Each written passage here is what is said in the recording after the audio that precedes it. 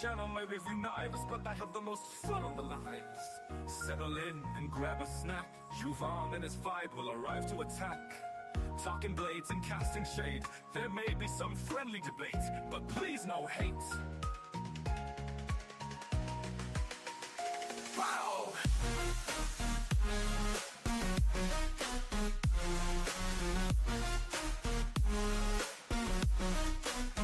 My channel may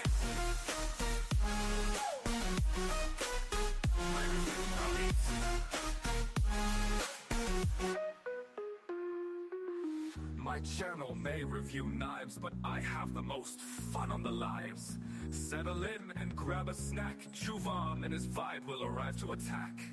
Talking blades and casting shade. There may be some friendly debate, but please no hate. But please no hate.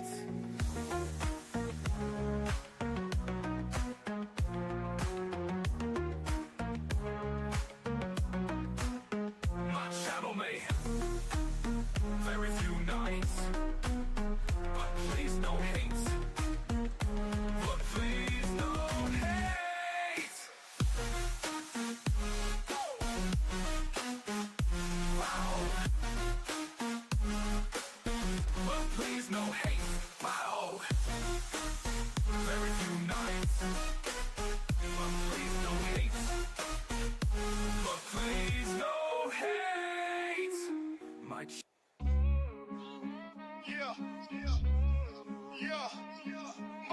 Murray, got the world in a spin. Blades in my hand, got the world in a spin. Juvan's knife flicks, let the show begin. Every move sharp like the edge I hold. Stories untold, sharper than gold. Flick life, twist life, every frame tight. Knives on the screen, cutting through the night. Subscribers piling up like stacks on stacks. Juvan's in the zone, ain't no turning back. Clicks and views, yeah, they fly like sparks. Knives in the dark, carving out my mark. From ballad songs, flipping to the sickest tricks. Juvan's knife flicks, where legends are lit. Every video's fresh like a polished blade. Precision and grind, that's how dreams get paid. Cutting through limits, breaking the streak. Juvan on the rise, every fan's heartbeat. From tutorials fire to unboxings insane. Content so slick, you won't leave the lane. Blood, sweat, crisp, stealing every flick. In Juvan's world, sharp is the only pick. Flick life, twist life, every frame tight. Knives on the screen, cutting through the night. Subscribers piling up like stacks on stacks. Juvan's in the zone, ain't no turning back.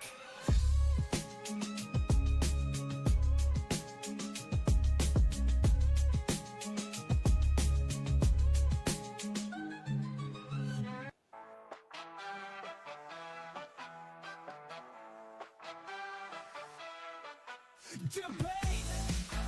Don't hate. Debate. Don't hate. Debate. Don't hate. Debate. Don't hate. Debate. Don't hate. We're gonna take you back, gonna take you way back with the positive rap. Now tell me, how about that? And in a matter of fact, yo, don't believe the hype. We about to shine a light. It's about to be out of sight. The classic sound that's coming back around. It's the ultimate breakdown that you can get down to, and it's brand new just for you. So take a listen, and here's what we're gonna do. We're gonna take you back. We're gonna take you way back to the sounds of the past, for the message that will last. Debate. Don't hate. Debate. Don't hate. Debate. Don't hate. Debate. Don't hate. Debate. Don't hate. Say debating and you say hating. Now let's get to it. No hesitating. Come on, let's debate it. This hatred is faded. Now get up on the mic and tell me what you say. We came here to have a good time. We came here to free our minds. Don't leave that negativity behind, 'cause it's a celebration of life.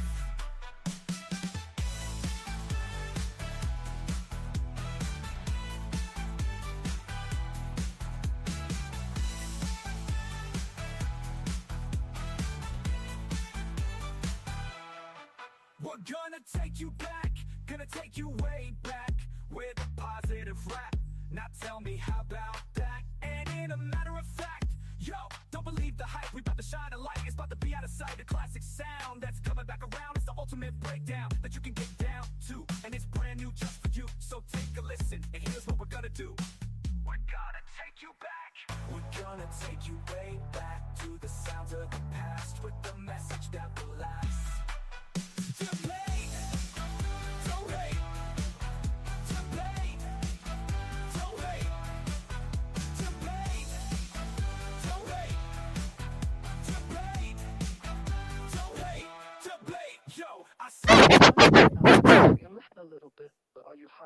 cigarettes.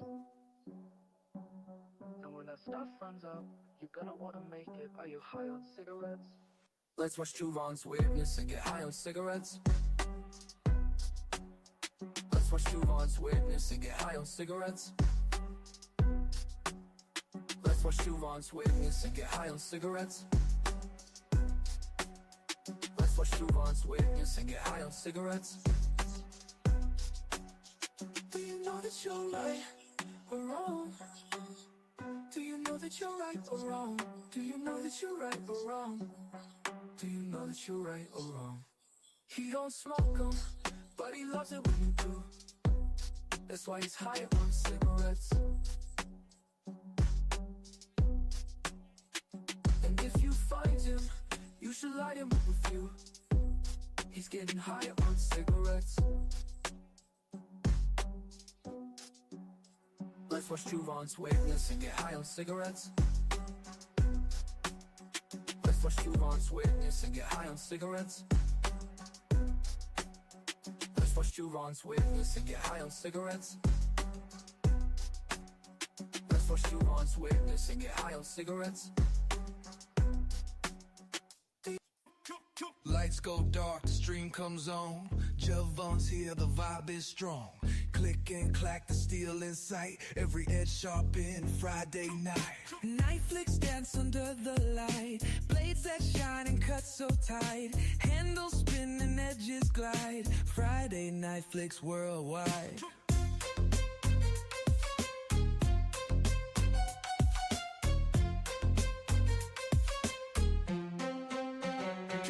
He talks the craft with steady flow.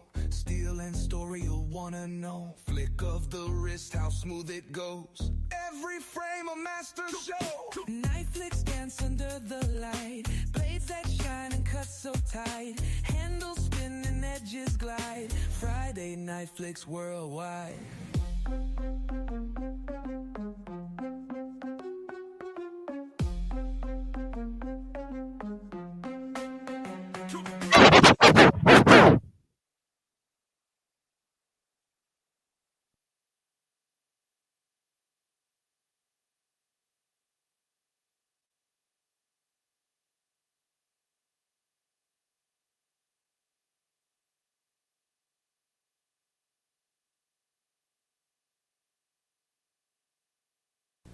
Chocolate is scrumptious when it crunches. That's why I love Nestle Crunch. Chocolate is scrumptious when it crunches. That's why I love Nestle Crunch. The blend of Nestle's creamy milk chocolate with crunchies tastes just as good as it sounds. Chocolate is scrumptious when it crunches.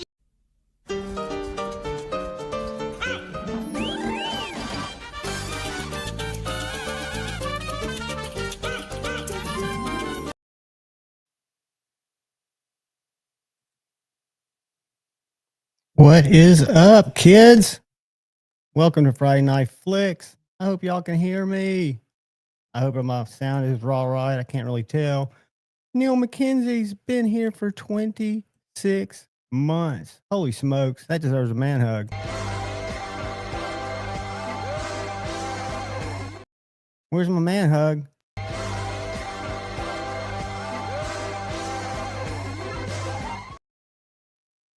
What is up, guys?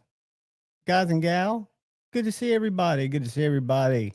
Just started kicking off a little bit early. We got several guests coming by tonight. I didn't put Jason on the crawl, but Jason Grant's going to stop by in a little bit. I'm getting ready to share a cool drop that happened at 7. I found out from my buddy. Well, I found out yesterday watching the live stream, and then found out from my buddy, A to Z, because he picked up one of these knives. The Very Good Knife Company had a drop at 7 o'clock. And they've got a new collaboration with Zachary. Let me see if I can find it. I don't know where his drops show up. All right, here we go. So this is the one he did that my buddy picked up.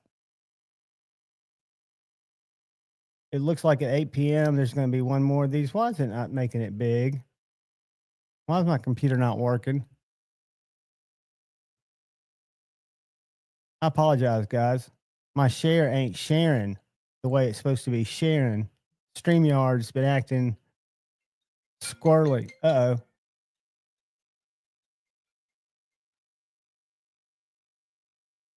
I should have gotten that, but for some reason, maybe it's because this is getting ready to go live. Let me pull that off. Whoops. All right. That was Shane calling.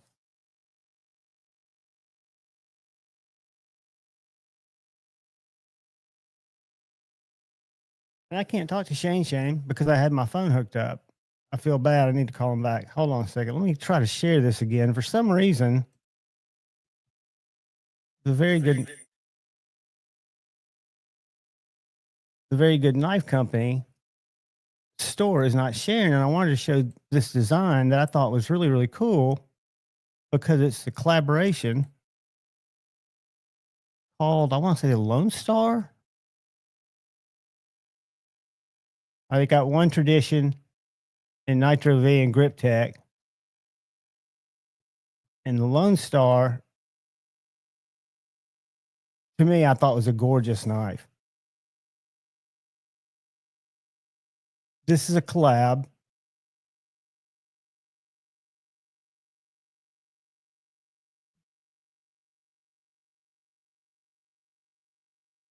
Zachary Schmidt. That's his last name. I knew it was Zachary. But anyway, very good knife company has drops pretty often. Jacob's going to join me one Friday night when it makes sense for him because he makes these things, and I mean they fly when they drop. So if anybody's interested, I thought it was cool that there was a drop coinciding with a live. So y'all check out. I'll drop the link, and I'll get back to y'all. Hey, I'm back. Let's see what Shane wanted.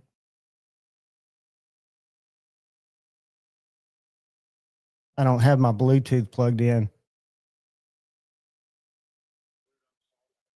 No, you're on the live, dude. What's up? Oh, okay. It's 6 inches.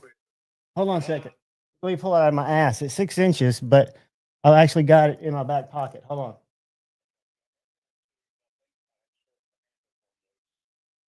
It's exactly 6 inches. The handle is exactly from the scale material is 3 1/4 or 1/8.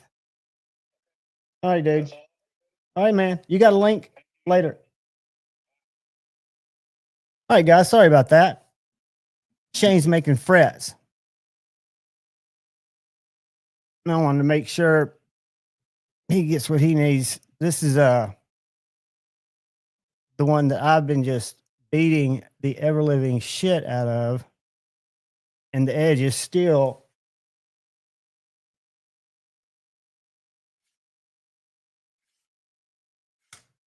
super slicey, and it's cut through. I don't know how many feet of cardboard. I haven't gotten any sisal rope yet. I was going to order some from Amazon. That's not the scratching post, but this the more industrial. But I haven't gotten around to it because I'm lazy. But this is a great little cutter.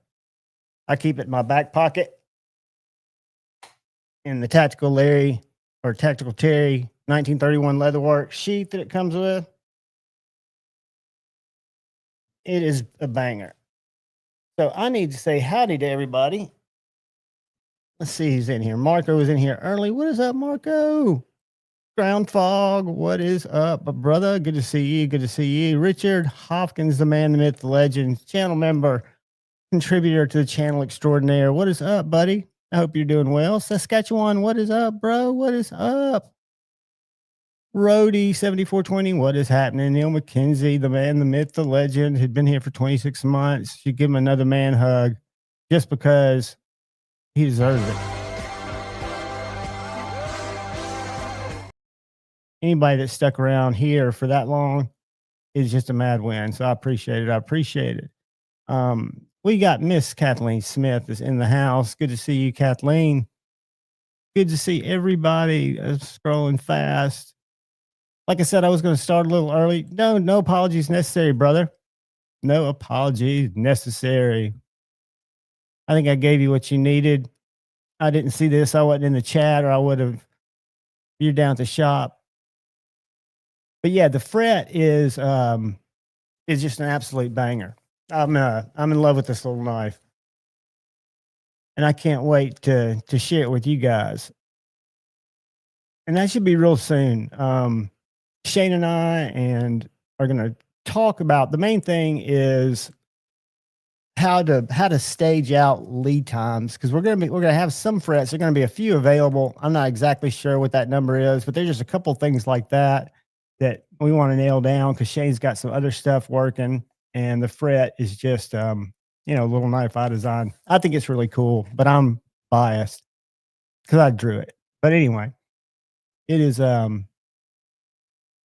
held up. I mean, his heat treat, again, I'm not the guy that measures how much stuff I cut.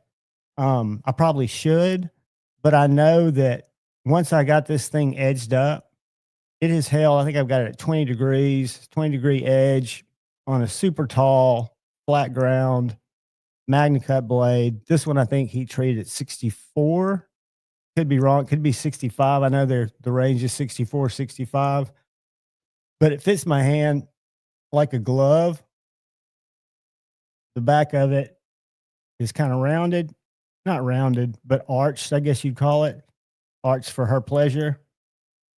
And it's just got a straight spine. Probably would strike a ferro rod. I think we did this test before.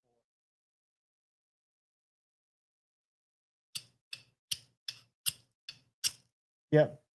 Strikes a ferro rod. So it's just got a sharp, nice spine. I'm a huge fan. I think Shane killed it. And I hope you guys, any of y'all that check it out, really like it. I don't want to stab myself in the ass, because that is from sharpening it about maybe a week ago. I didn't slam, but my hand touched it. Paul Mills, channel member, what is up, brother? Good to see you, man. Henry G, good to see you. I'm hoping I don't miss anybody and I'm not doubling down on people. Anthony, what's going on, buddy? But yeah, we'll have some guests coming in to join us. It should be a fun night. I'm looking forward to it. And then we'll hang out with said faction. I won't fall asleep before I chat. See, my whole game is, after here, I'll get something to eat, whether I've got it here, I go get it. And then I sit on the couch and I chill for like 30 minutes before I even text in or chat in, because then I'll be chatting on my phone, which is how I do it. Watch it on the TV, chat on my phone, and I'll inevitably fall asleep. The last 2 weeks, 3 weeks, I fall asleep within the first 30 minutes because I sleep in weird little spurts. So hopefully tonight we won't do that. Hopefully I've had enough sleep today, even though I did cut the grass, which is a pain in the ass. But yeah, hopefully we'll have a good night. We'll all go over to said faction. It'll be awesome. Jason's going to stop by and show us some stuff. Maybe Shane will pop in and show us some stuff. I know we've also got some other guests that they'll hopefully join us, like Brother Coonley and Brother Ryan. We'll just see what's up.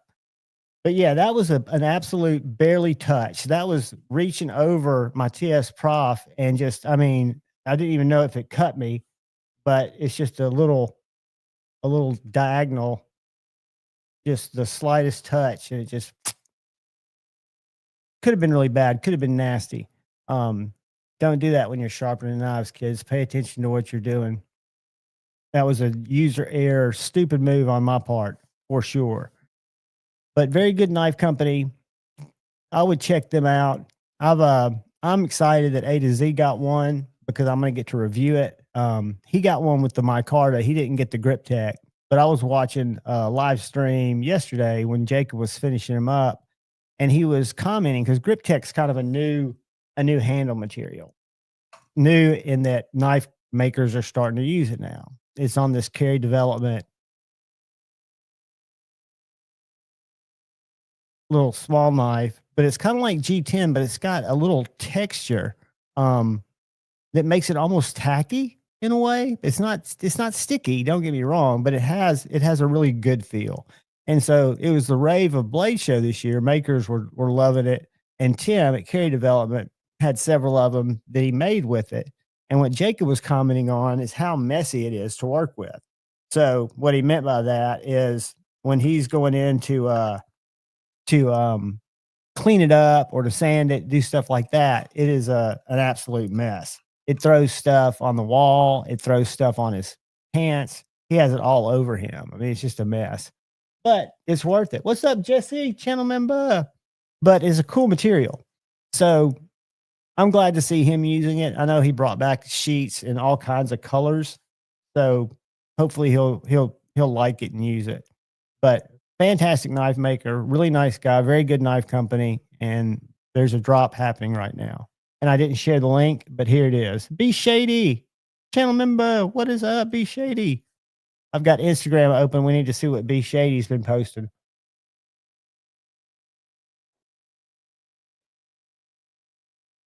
I should have muted before I started gulping. Sorry, guys. I know that grossed y'all out. Let's see what be happening on Instagram on Be Shady. Up.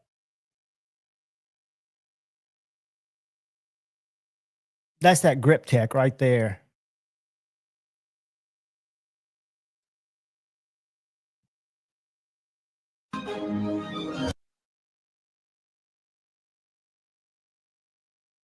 Very cool stuff. I think that's the grip tech. Is that the grip tech?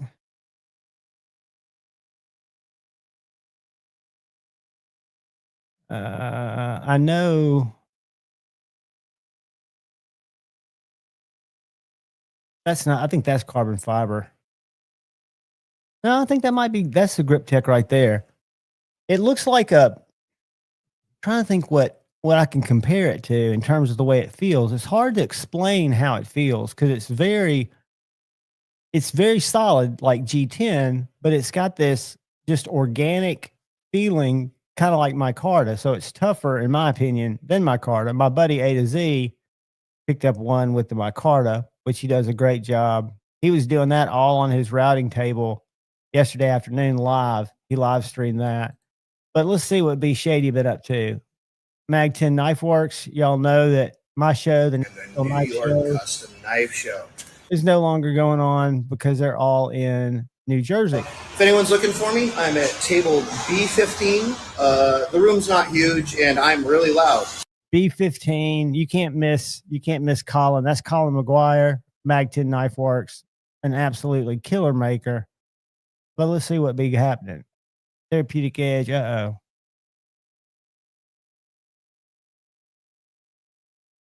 Ruh-roh, Reggie.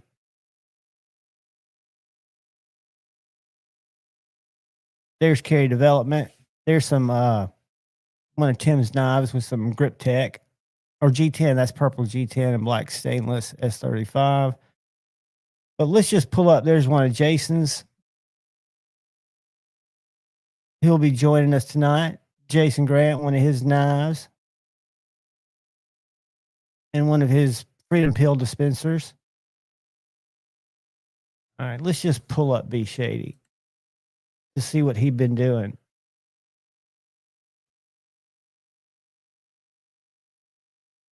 Oh, he's doing some. We got purple smoke.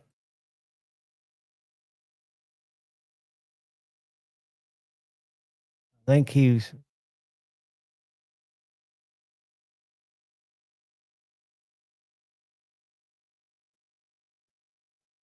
What B Shady been posting? Look at there.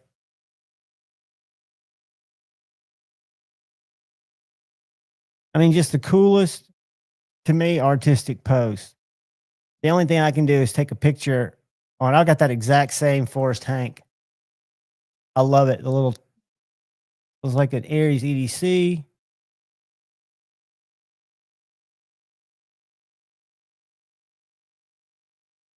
Look at that. I don't know if that is a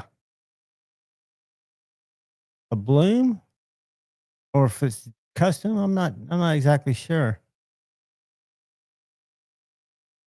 But always the cool post. If you're not following B Shady, I will share his like a gripper there. Take some very, very good shots. Out. I mean, cool stuff. So y'all hook yourselves up and follow B Shady. And if you want me to go look at your Instagram, I know that's Cole's thing. Throw it in there. I'm happy to look at anybody's. What is up, Andrew? Lucky Dog Knife Co. has also got knives for sale. We'll go look at those here. And Chris229, what is up? What's going on? Video comment. Who have I missed sneaking in here? Marco's back. What's up, Marco? Let's go see what we've got. Kathleen has been a member for 14 months. Kathleen, thank you so much. I'm going to give you a hug. It's just a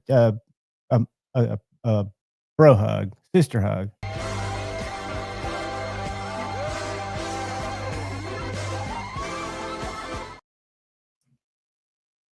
I definitely appreciate it more than you will know. Why does it always just take me to big where you can't see my background?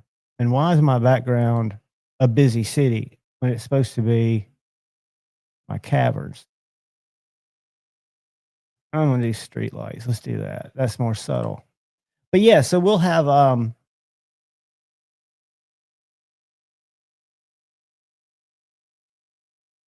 I love the choo-choo. Lucas Carroll scales. That's beautiful, dude. I mean, that you've always got knives that I've never seen before. There's so much you learn that playing this knife game that there's so much that we're just not even aware of. There are things, for example, that I think it's William Henry, a custom knife maker that Ryan Ellis has been collecting that he shared with me. Kathleen, thank you. Oh, well, let me check it right now. Now, bear with me.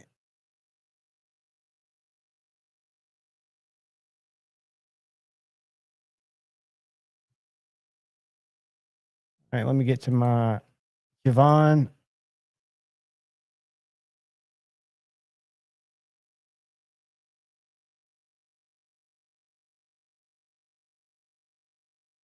Oh, wow.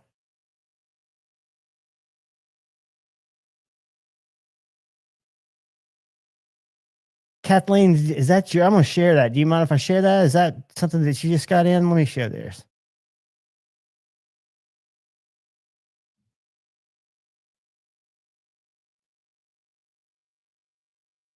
And I can't flip it sideways. Look at that. Looks like some Joe Isabella jank or some jank. Said Stevie wax. That is gorgeous. Absolutely gorgeous. I hope you love it. I'm in love with what he's doing. I mean, I think he's killing it. I'm going to bring Brother Ryan on. I was just talking about him. What's up, Ryan? You got your Mannix apart? I'm playing with it at the moment. Yeah. How's everybody doing? Everybody's good, man. They do, Paul. We're going to get when Ryan gets to a place where he doesn't have his what do you call that? Ball lock. I've had that fly out before.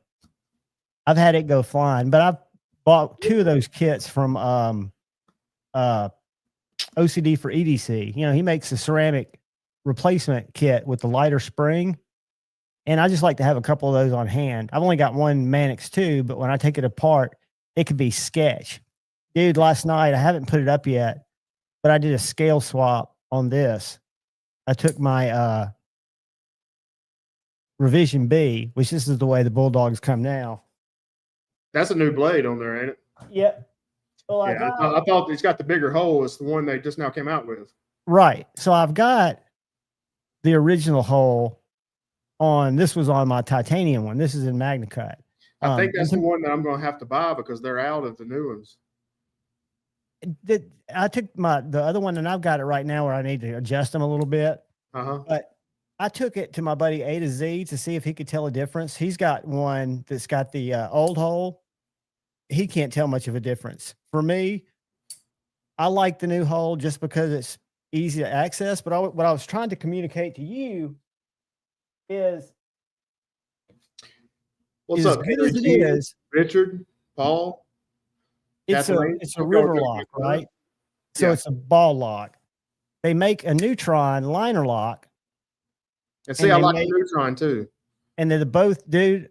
I'm telling you, they're the same size. The neutron's just thinner. And That's the what, neutron has got the detent. That's what I was trying to tell you. Right. So they got a liner lock.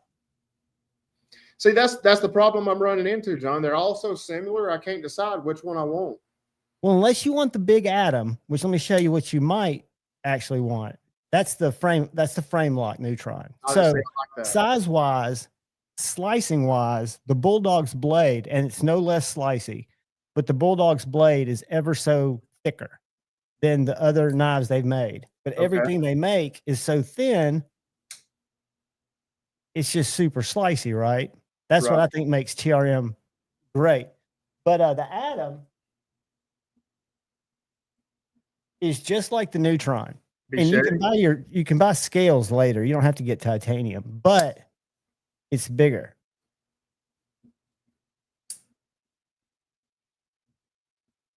I was going to have to come up there and handle yours. I can just say, yeah, or I can send them to you. Giggity. Dude, I don't mind hooking you up. Let you check them out. Because I think knowing you and your jam, this isn't going to be your Strider, right? But this is definitely going to be something you keep in your pocket. And you used to cut up cardboard. You used to get into packaging. You I used to, definitely want one of these to be an EDC. Kind of like I mean, a to Manic me, and you need to look at the size of, I mean, for me, the Neutron and the Bulldog are just about perfect. You like bigger knives. So this is going to be closer to size to your Chris Reeves. It's going to be closer in size to your Strider. And it's thin, dude. and it's slicey. Yeah, it's very slicey. Blade And on that. they're Marco, the main even man. before they ever did anything for the channel. Sobek Scooter is the one that introduced me to TRM when we first started collecting knives, or I first started getting into the game. I fell in love with them, and I would talk to Emily, one of their customer service girls, and at the time you couldn't get them on drop. So I picked all mine up at either the Nashville Knife Show or Blade Show, and I'd tell them what I wanted. And even though they had them for sale, they'd always have one put back, because I had a couple of conversations. So I'd walk up and they'd pull it out from under the table and it had John written, just stuff like that. It was just, yeah.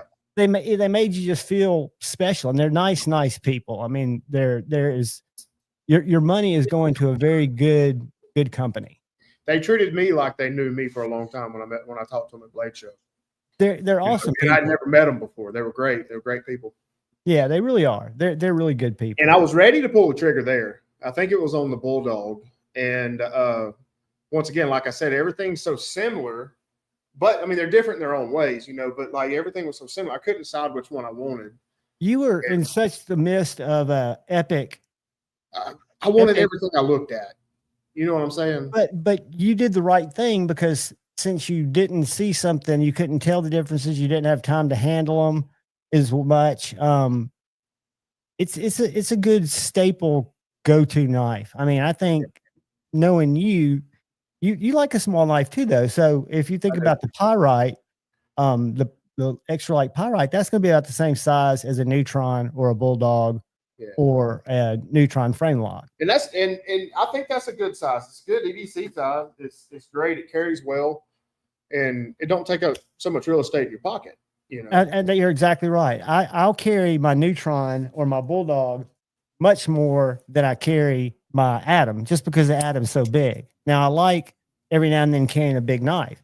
But this little knife, this Bulldog, stays in my pocket, and I'm not a bar lock guy. Kyle, when he jumps on, if he jumps on, he'll tell you that's, he doesn't like them at all. The detent's different. But for me, the slow roll is money. The reverse flick is money. The thumb flick is money. It's just a bar lock, right? It doesn't have that natural oomph, but I would not be deterred by the smaller hole. Are they less expensive? Are they the same money? I think I even said in my video, I liked the smaller hole because it kept with the symmetry of all the other knives. The big blade hole looks to me out of place. Knife Nut, what is up? Kyle is one thing that he knows is not only what he likes, but he will tell you what he likes. Oh yeah. And he'll give you logical reasons why. What's up, the Night's Edge, TKE, the man, the myth, the legend, channel member? What is up, brother? What's up? Be sure you pop in tomorrow, y'all. Pop in at 2:30. I put a poll up. It was undeniably don't change the time. I'm always up 30 time. Yeah, it's and like I say, I'm happy when you guys all hang out, but I know that Ron's logged in, and all you have to do is jump in, leave a comment, and go from there. This week, guys, if you leave, he will hunt you down. I promise. Oh yeah, I will definitely find you. 19 months, TKE dude. Thank you. We've been popping turlet now. Look at you go, buddy. You being big time. Where's my man hug? There it is.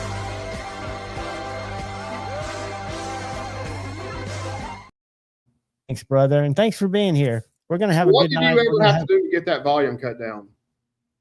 I need to just edit that tape. Is it still real loud? Because I tried to. Oh, it was perfect. I went into this little thing called it's a free Windows utility called Clip It or something, and I've got the free version of it. But this is the giveaway knife for tomorrow.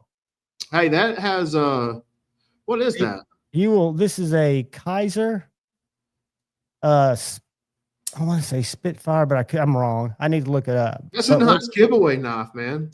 Dude, you're gonna love this knife. Whoever wins it, the blade is a stainless type of Damascus, and when you look at it, the core you can't see it on my camera, but the core you can see the Damascus in it. It's the real deal. It's like they're Damasteel. It's about I think an $80 or $90 knife. It's got a good looking knife. Yeah, they sent it to me to review. I reviewed it. Mm-hmm. And I'm going to pass it along. It's got a wooden handle, aluminum bolster, and little cool backspacer the way they did it. I like that. That's where it's got the name. Let me tell you what it is. That's definitely worth tuning in for, guys. Yeah, all you got to do, and there'll also be a fixed blade, courtesy of Richard Hopkins. I just got to pick out one that'll fit. Right now, that's my. I've got less boxes than I've got fixed blades. Richard gives away cool knives. Richard gives away super cool. He does. Knives. Hey, I got the one he gave me right here. And what did I do with it? I just had it out earlier today, looking at it. Dude, they're fun little knives. Yeah, right here. Oh yeah, I mean, dude, that's a cool ass knife. It is. It's very cool, man. I love it a lot. And the reason I've got some that are that size, but the reason I haven't been giving away those that are that size is because I don't have a box that those fit in, and those don't go in the envelopes. Yep. Yeah, he sent that to me through John, right there at Blade Show. Yeah, I brought that to you. Yep. Thank you for that, Richard. Really cool knife. TKE, I'm creeping in there almost all the time. I'm always kind of doing the groggy in and out thing because I don't sleep. Sometimes lately I've been sleeping 6 hours at a time, but that's rare for me.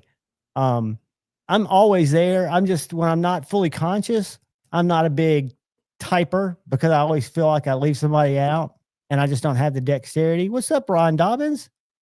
But I'm there, my friend. I love your lives. They're super engaging.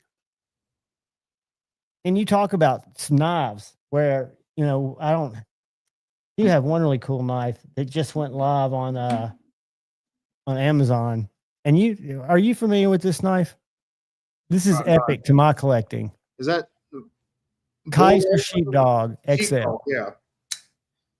Dude, and this is the knife I thought it was. I love those knives. I've seen. Well, I had the original Sheepdog first, the titanium, the blade series. It was titanium and it was smaller than this. And then I've had many Sheepdogs. I had one XL. And I bought all these. These were knives I was picking up when they put the blade hole in it. I bought it, but this is a reissue of the OG Micarta in 14C. Which that made us look big in your hands, but It's no, it's big. But that's in a, my that's a hands, big knife. it does look bigger than it would in your hand. Where'd my little tape measure go? It is 9 1/4.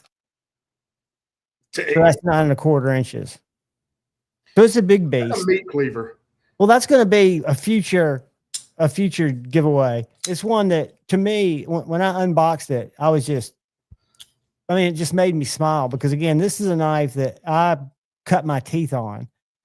Kaiser is a brand I cut my teeth on. Kaiser and Civivi, before Dark Gravity, gave me the math lesson on what I was buying in budget knives and how if I changed my buying habits slightly, I could afford knives that I really thought I wanted, which I did. Hinderers and Medfords and knives I had to save up for instead of just buying knives. Right.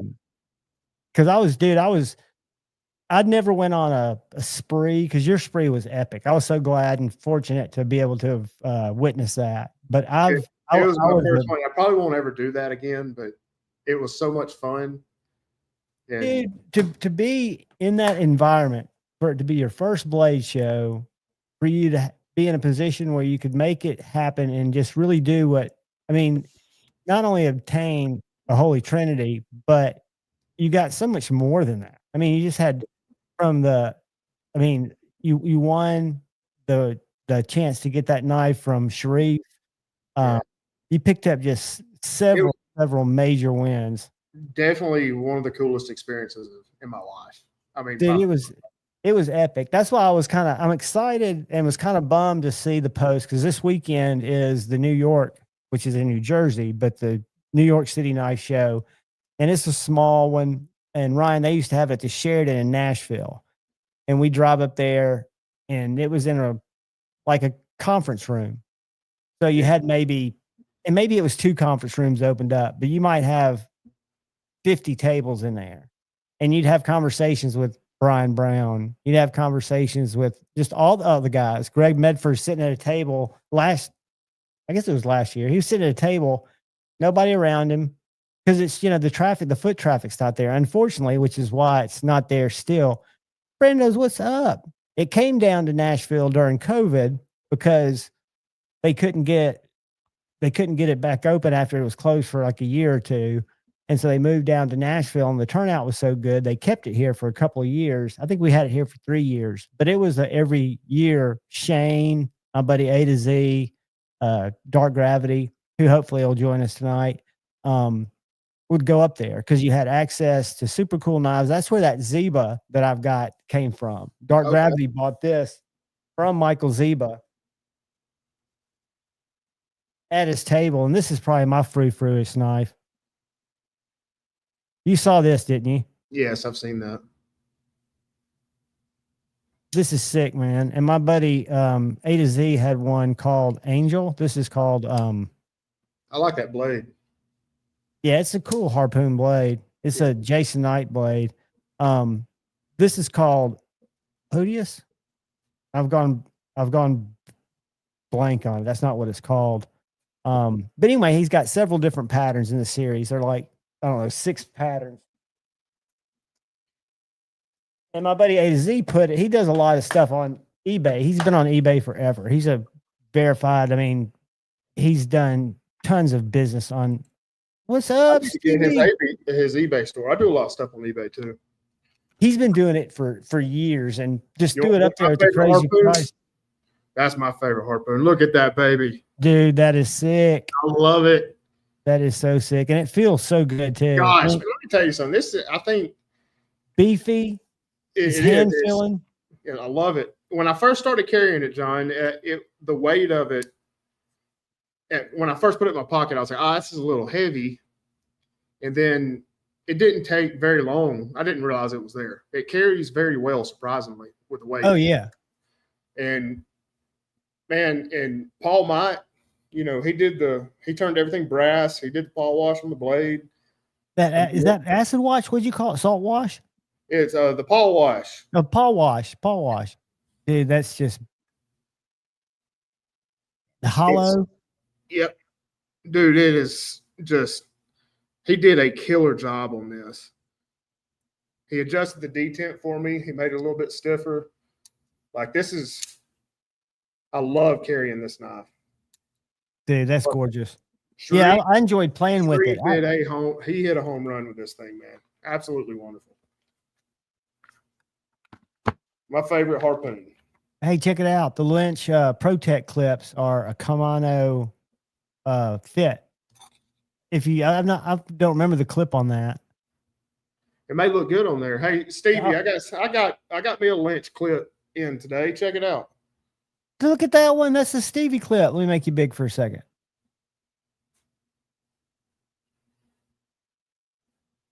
Look at it. Where's he at? Where's old said Stevie at? Look at him. He's about to get abducted. Oh, dude, I love it. I love it. Yeah, I got it in. What'd you get it for? Is that a Spyderco? Yeah. I'm gonna put it on my Manix. Nice. I got to figure out what scales I want. I want to get some anodized scales for it, and I haven't really seen anything. I don't think Lynch does Manix 2s. Let's go to Manix, because I was wondering if Mettenboss did. Hey, I heard they've got a new owner. They from what I heard, they've got a new owner. I heard it was a chick. I wonder if she's hot. I bet she is. We need to look her up. What's up, Josh? Ron? Let's go to Lynch. Henry G. Lynch. Clips. Let's just shop all clips. But I think she got 27 Spyderco purchase. I can't decide if it's going to be a Shaman or a like pair of 3. I like the pair of 3s. Henry G. Man, what's up? Yeah, he's got tons of Spyderco clips. You can definitely get you a Lynch clip. Yeah, he does. You got plenty of selection on the clips there. I think for some reason, I think mine's an MX Gear. Don't ask me why. So with that clip the way that it is, are you able to get that center screw in there? Or is it just outside? It's just the 2 outside. Yeah. It's got a hole in between. I see. And these are linerless. So I don't have those jagged liners. I just got the titanium that goes right up to the. Really, after using this one in the field, I kind of like the jimping. Sure, if you're a man, dude, and you use it my hands are greasy sometimes, and it does help. Yeah, and like I say, if I use mine to open packages. I don't use it like a man would, right? You're from the Valley of Men, so I can see how the jimping would work out fine for you. Yeah. Where for me, I just like it. It's more of an EDC city boy knife, and I don't ever wear gloves or do anything where I'm cold or dirty. Usually, if I can avoid it. Yeah. I'll tell you what I've really liked, and I traded the Medford for it. And I showed it to you when I was just bathed in guilt, and the guilt is worn off because I figured they'll settle it in court. But this Microtech, it's not I didn't. That's the zero play, ain't it? Yeah. And it's still got zero blade play. And I've seen several videos on how to take it apart and how to adjust it, because allegedly they'll eventually develop a little bit of blade play. And you go in and it's got little set screw. It's interesting the way that the carriage is done. It's probably just like Gavin's, if I had to guess, from why can't I think of Gavin from y'all help me out in the chat. Hawk Knives, Gavin Hawk Designs, but he's the one that came up. All his customs have zero blade play, but they are Hawk. Thank you, Ed. Channel member, good to see you, buddy. Brando, good to see you too, man. Brando's Blade and Outdoor Gear. About this crew wear that from sweating and then going in and out of the refrigeration and stuff. I noticed that on the I guess the engraving or whatever you call it, where it says crew wear and Golden Colorado, even the logo, I was developing a little bit of rust on them. And I got the rust off, and I got to give a shout out to the Mad Wax. Mad Wax is good stuff. Yeah, I put some Mad Wax on it, and I have not had a problem with it at all since.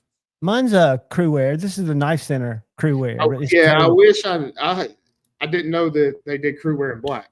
This was this was a special release. This was a Knife Center exclusive. Black G10 and black crew wear. I like it. And yeah, and it's one of my favorites. Now, I love the Shaman. My buddy A to Z has the Bodacious. I reviewed it and kind of did them side by side. And my conclusion is you can't lose. Yeah. I prefer the Shaman, but the Bodacious is a great, bigger, heavy use Spyderco. And the Bodacious doesn't have the little nub. This little nub bothers some people that you can kind of feel this little nubbing in the compression lock. Can you see the little nubbing? Yeah. Right there. Those break off pretty easy too, don't they? No. I don't know how you'd break it off. I think was it remember at Blade Show, was it Shane's brand new Sage 5? That guy dropped it and that thing just broke off. Oh, the compression lock? Yeah. Shane was like, I don't worry about it. Nubbing inside it. Yeah, hit the compression made it easy. Yeah, because that's got glue. This is part of the knife. Oh, I got you. That little nub. I mean, I don't that's ever. what I thought you're talking about with it. Yeah, I don't ever. I've always been, since the Para 2 is kind of one of my first and my favorite EDC knife. I'm very good with my hands, and the compression lock's never been a problem. But this is just a little weird Shaman thing. It's this little nub right here, Ryan. Oh, okay. All so right. It's the heel of the blade that actually comes through, and it goes in that cavity. So when you close it, you feel it. You feel the little nubbing hit your finger. I thought you were talking about there's like a little black button. No. That's what I thought you were talking about. No, I think it would be cool if Spyderco picked up on the idea, or you could do like a bolt-on version, one that would screw on. If there was a way to mod it that way, but it's only held on with super glue. The good news is if it falls off, you can put it back on.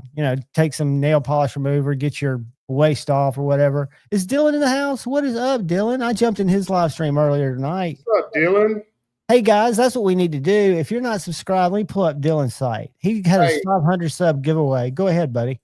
Bro, Dylan's design that Shane's working on is wild. That is a great looking knife, man. Great design, Dylan. I posted it just after his live. I wonder if it's going to pull his site. I'm going to see so many dang reviews. Let me go to my history, see if it pulls it, if I can pull up his live. Y'all bear with me. I'm not in the chat. I'm hunting for Dylan. There he is. All right, let me go to his channel. I'm going to share it in the chat. And y'all, if you're not subbed, he's at 564 now, it looks like. One of my favorite designers. And somebody who's average size like me. He's a really cool guy. I met him at Blade Show, and I really enjoyed talking to him. Y'all go check out Dylan Mallory Designs, and sub to him. He's a good guy. He has a bunch of really cool knives, and his videos, he's got information.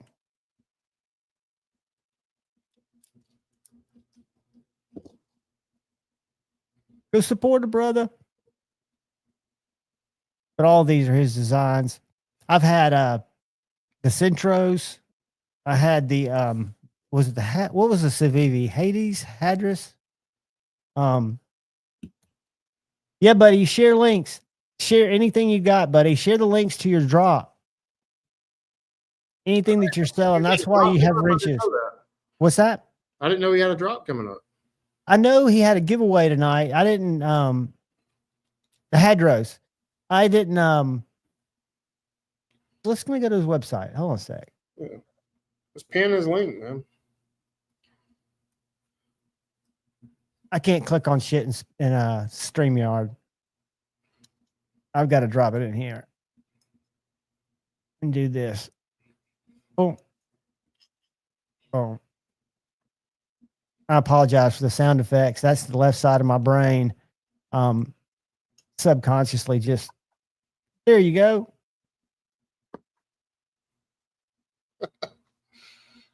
Knife Nut shared a link. Ooh, check that out, Ryan. We'll go look at those in a second. I love those knives, man.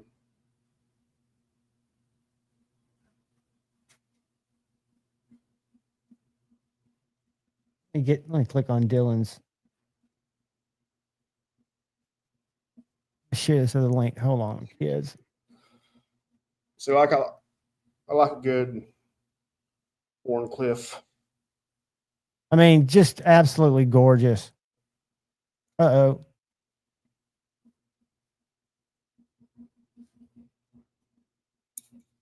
What happened? What happened? What happened? Josh, what's going on, dude? Josh 304 is in the house. Y'all go check out Dylan's The site. whole time I've had this knife, it is so grimy and dirty. Well, you probably carried a lot, right? Yeah, it's my work knife. So Yeah. that's why I've been posting a lot. I'm keeping up with how dirty the handles are getting. Is what I was trying to do. You tell how that side's clean and that side's already dirty. And No problem, brother. It could have been me not getting in there either. There's no telling. But don't worry about that, my man. You're a knife designer, not a web IT updater guy. If you ever need help with that, let me know. I'm your man. he's a man. I'm the man. No, but I imagine you're cutting so much stuff that your blade is getting in all kinds of crap and it's in and out of your pocket. It is, and I'm really impressed with Crewwear. Yeah, like it's really held its edge so far. I mean, I was cutting some plastic off some pipe that I had put in some concrete the other day, and I was running it down the concrete. I was hitting concrete a lot with it, and I'm surprised it still has the edge right there where I was hitting the concrete. Mick Ranger, channel member, what is up, buddy? Good to see you. Good to see you. Yeah, those edges are. I mean, Spyderco does it right. Hold on, guys. They definitely do a solid job. I'm impressed with them.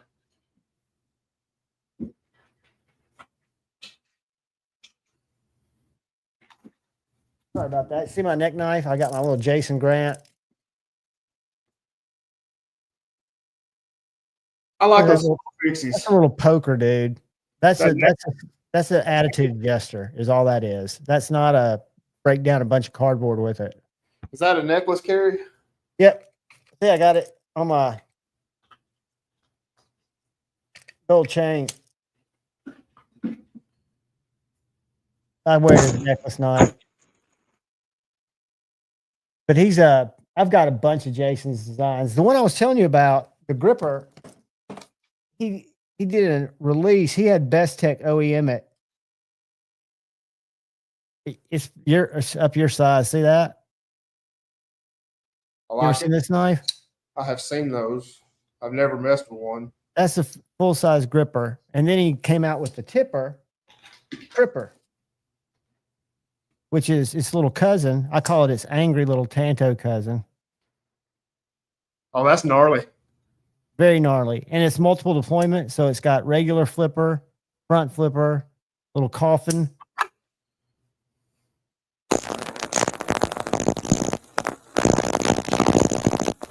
Your vibrator's going off.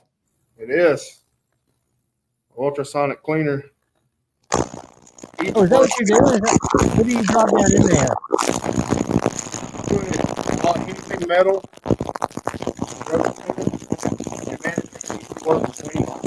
It cleans all your old Loctite. It comes off. All this grime, everything.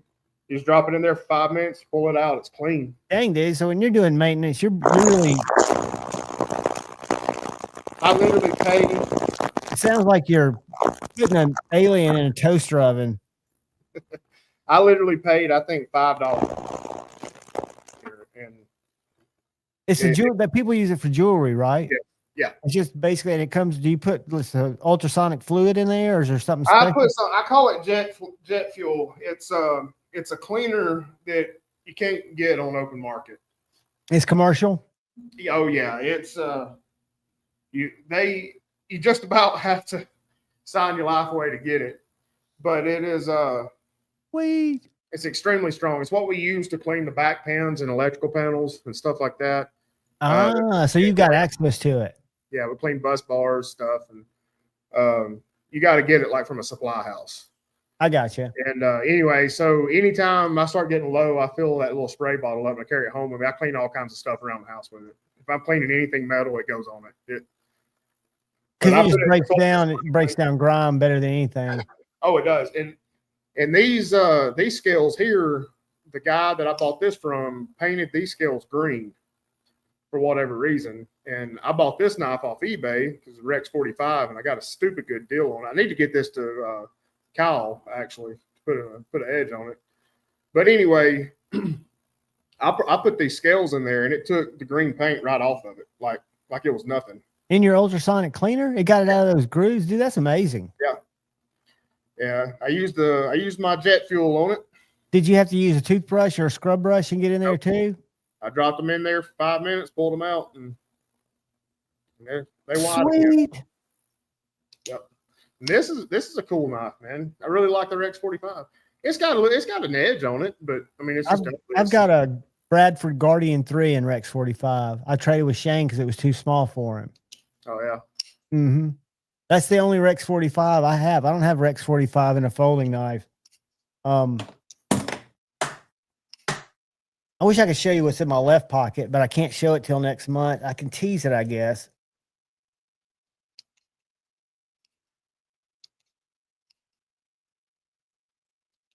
You won't believe he makes it. Looks like old Joe Wolf. Does look like it. Were you at Blade Show with me when I said, come over here and look at these knives? It's the only knife I've seen that had the titanium colored bolster that looked like a Jack Wolf. I've got 2 Jack Wolves. I love them both dearly. I carry them all the time. Yeah, but yeah, this one. I think I remember you saying that too. When it made me scratch my head when it came in, I was like, holy shit, because it also comes with this. I like that. Which is very, I mean, when you look at it and feel it, I don't know if you have a Jack Wolf, but it's I picked them up at Blade Show. I stopped by there. Yeah, the sheath feels very, very similar. Now I didn't get to mess around with the sheath now. Or the slip, I guess is the proper term. Yeah, I'm a big fan. You know, I picked up, I didn't go crazy on them, but I did pick up a Feel Good Jack, and I went to buy the Feel Good Jack, and they had the is it the low drag that was on sale for it was only like $10 off, but I was like, shit, I've always liked the look of that knife. And it's not low drag. It's this one. It may be the low drag. I'm so bad at, I think that's just my dementia kicking in because I'll forget knife names like nobody's business. It's this one right here.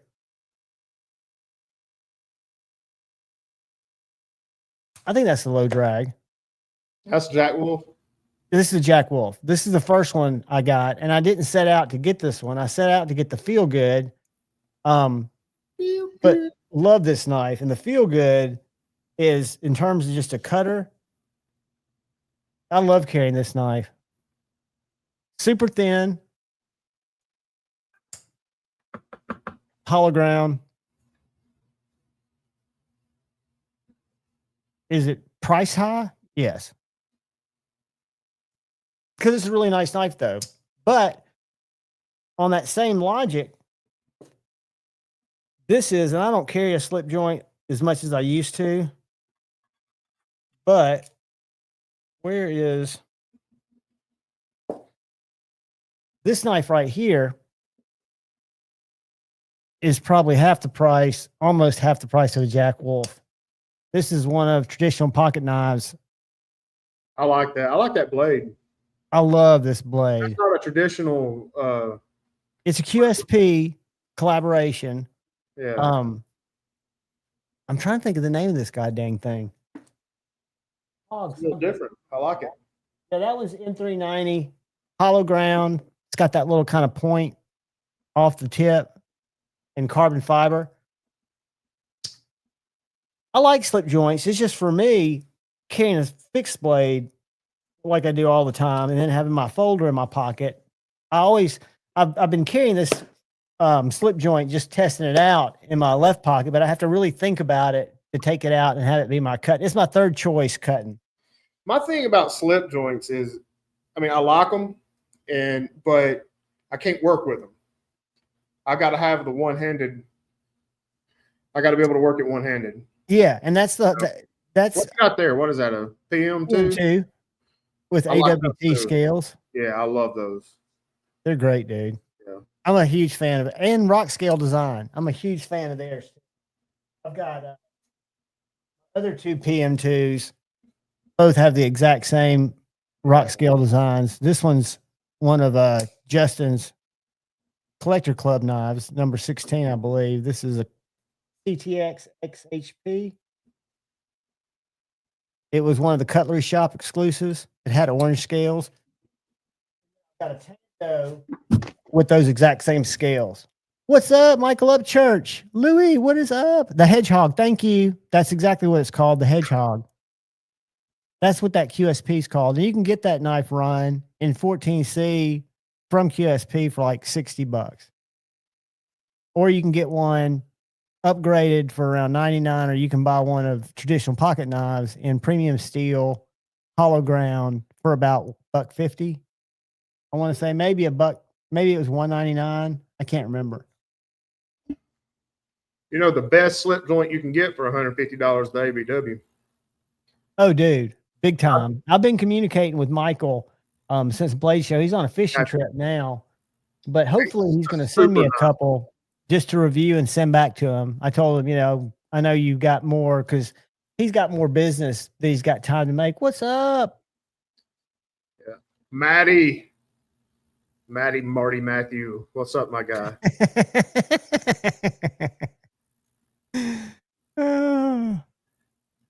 I'd already put it away, buddy. That's funny. I'm sorry. I don't care who you are. That is just funny. You see the picture? That's Ben Belkin. Look at the name. Tempest O's. I have a feeling I know who's behind that. Oh, Lord. I wish Shane was on here. Me too. He's at the shop. He's going to jump on a little while, and Jason Grant's going to jump on. Who, if you haven't met him, I sent you two. I have not met him. I sent you. I looked at his Instagram. Yeah. One of them was his knife page, and the other is his Jason Grant tattoos with over 10,000 followers. That dude is like, people come from all around to have him do body art on them. I mean, I saw his tattoo. He is very talented. It's next level, dude. And he's the kindest, just nice, soft-spoken, just cool guy. Sobex, were your ears burning, buddy? We were talking about you when Ryan was trying to decide which TRM to get when he gets his first TRM. And I told him that you were responsible for my infatuation and then love. 5-door, what's up, brother? I really enjoyed meeting Scooter at Blade Show. Me too. You know, Scooter is one of the first people like Shane that I met in the community where we'd go to a clubhouse and chat after Grateful Panic Lives. We'd chat and voice chat. So Scooter, I'd always known, but he could never go to Blade Show because I think it's either his anniversary. Yeah, it coincides with something that was always, he couldn't get out of it, right? So he just never, the new holier nerd. Oh no. Oh no, that means there's one I don't have. Scooter, you're costing me money. Hold on, let's go to Three River Knives. You'll see that when I open it up, it goes right to the contact form. Your vibrator's buzzing. Can you still hear it when I put the lid on it? Only when you open the lid. That's what you need right there, dude. Look at that. Hey, I like that. Hey, scroll back up just a second. I'm not huge on the colored carbon fiber, but I like that one. Yeah, that's the Atom. So when you go to look at their knives to buy one, you choose any color you want, right? Or you can sometimes they'll do them naked, where you can buy it without scales, and then you can buy any scales you want. You can put titanium scales on it. You can put Yeah, for it to be EDC, I really want the titanium scales.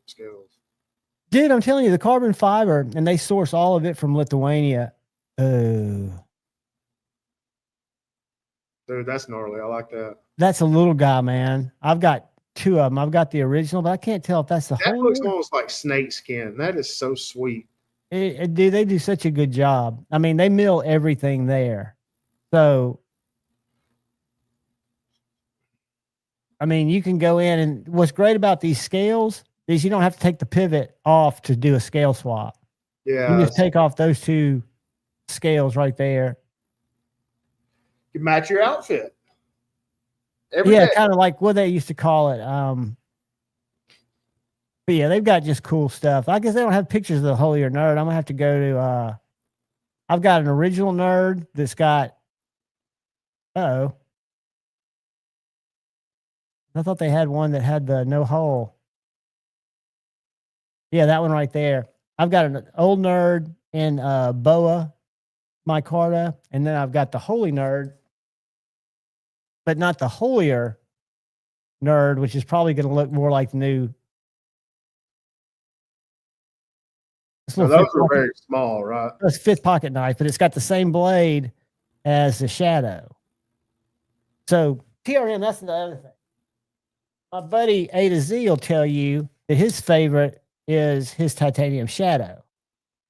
It uses the river lock, but it's got a much taller blade than the Bulldog. And it's a bigger knife. It's noticeably taller, yeah. But this blade shape is the same blade shape as on the little nerd. Kind of this weird reverse tanto, tall, slicey little knife. So the good news is, what's up, YouTube Music Portal? Channel member? You can't go wrong on a TRM. And if you order one, don't like it, you just call them and say, hey, or email them and say, hey, can I send this back and swap it out for something different or get a refund? They won't fuck around. They'll treat you right. Yeah, they were really nice and informative there at Blade Show. I picked up a giant mouse nibbler earlier today. Congratulations, dude. 5-door, what's up? That's one that I don't have, Richard. You were asking the other night. I've got an Ace Grand, an Ace Biblio, an Ace Atelier, however it's pronounced. What's up, YouTube Music Portal? I've got a God, what's that one that's got the curved blade? I don't have that case over here. I've got about 5 or 6 giant mouses, and I really like them. When I first got in the community, everybody hated on the Biblio because the heat treat was supposedly really soft. I've sharpened mine like twice, and mine's money. I mean, I haven't noticed anything about my Biblio, except it's got a really stiff detent, which is fine. I mean, but it's stiff. I got stiff detent too. You do. Look how clean your knives are, dude. That's almost OCD level clean. Right. I mean, that stuff will, I mean, it'd take anything off. Yeah, I mean, that's probably cleaner than it gets put together the first time. Yep. I love that knife. I wish they made more. I think they do. What's that one that the Sage, right? The new, yeah, like Sage 5 they got now is bad. Or 6. This got the Mannix, right? I don't know that I've seen Sage 6. I think there's one. There's a Sage. Let's go Spyderco. I'm telling you, since I've had the Mannix 2, like I'm obsessed with it. I absolutely love it. The Mannix 2, if it wasn't for the PM2 being the first, kind of my first love with Spyderco, it was so ugly that I just fell in love with it. See, I've I got don't even 3 of think them. it's ugly. Now, when I first started looking at it, it did it, but it's grown on me. And the sages, I like them. I Dude, love check the this shaman. out. I'll tell you who's got the baddest shaman on the planet. That would be said Stevie. Oh, no doubt. Bro, that one that Lynch Northwest bossed out for him, God. Check out the Mule Team Magnamax is releasing in 3 days. Have you messed with any Magnamax yet? Nope, never seen it, never touched it. I saw I think it on you the can go by website. I Loctite. was wondering about it. Let's go by Loctite.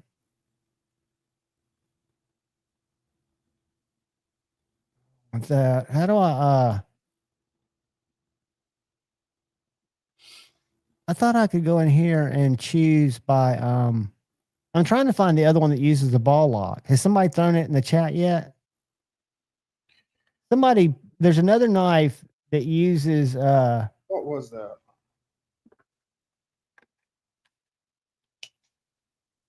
nice, dude. Did you get the titanium or micarta? Mine's micarta. Mine's natural micarta.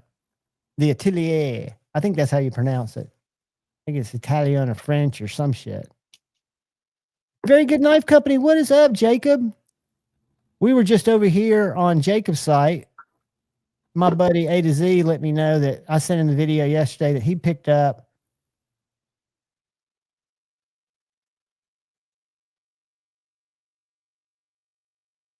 a Lone Star in my Carta that I'm going to get to review. And it looks like there's one on the site as we speak. Some of the nicest fixed blades in existence. Edgy'll even vouch. Awesome sheaths. Awesome guy. And it looks like the Eagle is in stock. Look, that's a big beast right there. That is a 7-inch, almost 7-inch blade. Then the Hawk Nitro V are in stock. I reviewed that knife. That's a little warny. Good, warny. But Jacob's knives are the bomb. And guys, if this is correct, this is that collaboration with Zachary. And that's Grip Tech, killer scale material that's evidently really messy to work with, according to Jacob. But I mean, a beautiful, beautiful knife. Can you see that top swedge? Is that showing up? That's a swedge at the top. You see it if you look close. Can you make it bigger? No, I can't. If I was a more computer savvy, I could. Well, in here where we're at. Yeah, you can't. You may not. It may be able to see it on the other. But so it's kind of got this little. It's not a drop. This is blade material up here, which makes it look very, very wicked. Super cool stuff. I'm gonna drop the link in the chat again. Y'all go check out Very Good Knife Company. Again, I look at a lot of fixed blades. I love them. And Addicted Blades too, what's up?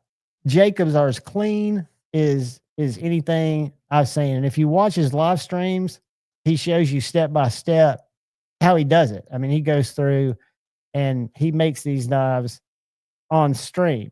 The Tradition Junior and the Tradition is amazing. Look at the hologrind on that, dude. So does he do his own grinds too? Oh, hell yeah. Yep. He does everything, and he shows how he does it. There's a little bevel right here. I don't know if you can see right behind that plunge grind. Look how clean that plunge is. Yeah, that's straight. And then he's got a little bevel right here. And those Grip Tech scales. Let me blow up on a different picture because I found out that I can blow them up. I'm going to go back and let me do something real quick. Whoops, I went too far. Let's see if I can blow this one up. Because I saw this yesterday on the live stream. And I reached out to my buddy A to Z because I knew he'd be able to get one. But see that blade? I can see the swedge on it now, yeah. Yeah, it's not a shadow, it's a swedge.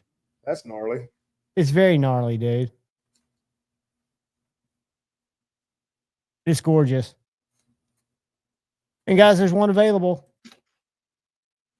and several other different knives. And I mean, he's putting out knives weekly, bi-weekly, or weekly. I mean, they're drops all the time. Follow him on IG. I'm gonna drop that link in here.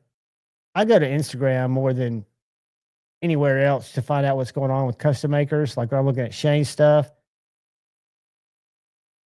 or Jason Grant stuff or Jacob stuff. So this is where you should go follow him. And I'm also going to drop his YouTube channel because you can watch him do the finish work on those knives that are on the site now. 2 seconds. So I'm not good at multitasking, but I try. It even took all the glue and stuff from all the bull crap I've been cutting. It just melts it right You put off. your blade in there too, right? Oh yeah. I put anything that I could put in there. Anything metal. And sub to his YouTube. Good to see you, brother. I'm glad you could stop by. He is going to be, he doesn't know it, but he is going to be a guest. I've been communicating with Mrs. Very Good Knife Company, and they're just going to find out when it makes the most sense. And I want him to come on. Granted, when he goes live, he's got 500 people in there watching him make knives. Because he's doing them, you know, just in the shop, and he does so much in there. It's cool to watch. I always send it to Shane when he's live, and if Shane's not in the shop, he'll watch it. Just the tricks he does for forming his sheaths and stuff like that. It's just amazing to watch. Tim School of Fish. Very cool, Kathleen. Yeah, I don't know how he communicates with the chat as well as he does when he's live, but he's able to. And yesterday he was getting ready to do some hand sanding, so he ended the stream after a couple of hours just so he could get those knives finished for the drop. And he said, you know, that wouldn't be very much fun to watch. But just watching this process. Yeah, but I mean, like he took the handles on a router table, and he showed how he did both the little bevels that contour out that handle. It's just really cool to watch. Yeah. And then how he gets them so smooth. And dude, the jig when he's grinding, it's just impressive. He's got an impressive grinder. It's impressive when I grind too. Hey, if you grind, more power to you. Hey, it's impressive when I grind on your mom. Hey, anytime. She needs love too. Moms need love too. Yes, they do. Absolutely. They deserve it. So are you still working in it's Rogersville, right? Russellville. Russellville. I always get those places. Yes, we got a lot of work there. I will be there for probably the next year and a half. Dude, that's not a bad thing to have. No, it's not. It's I'm very, very blessed. And it's wild at how it works out, man. It's feast or famine. You know, I've talked to Kyle about that. You know, when we finished up in Gunnersville, we were in Gunnersville for 8 months.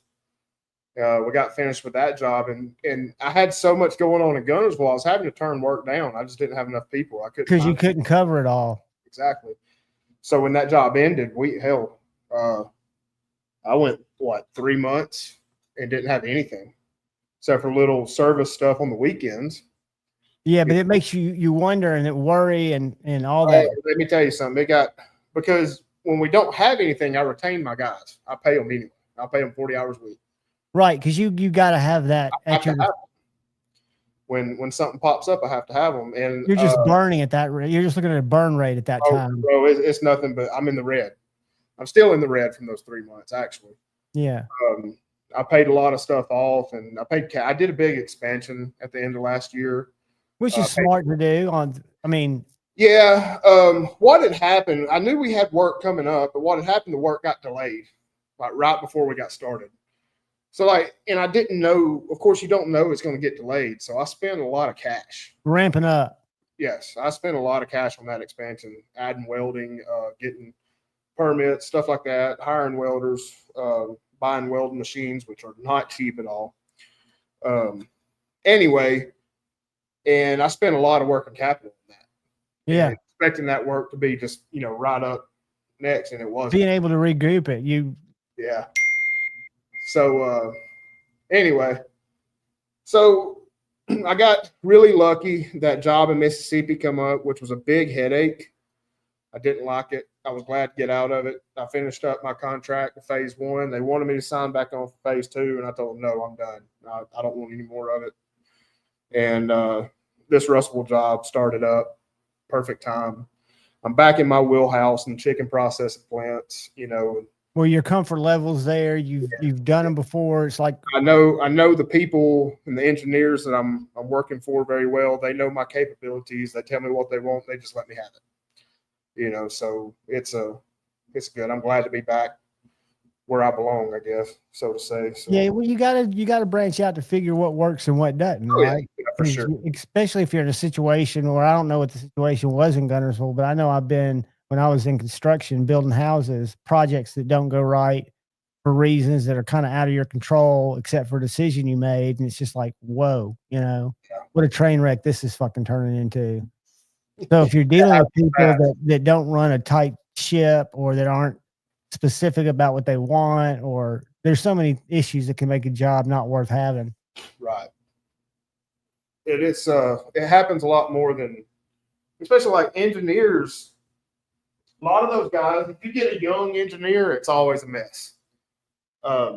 They're fresh out of college. And They're sexual intellects.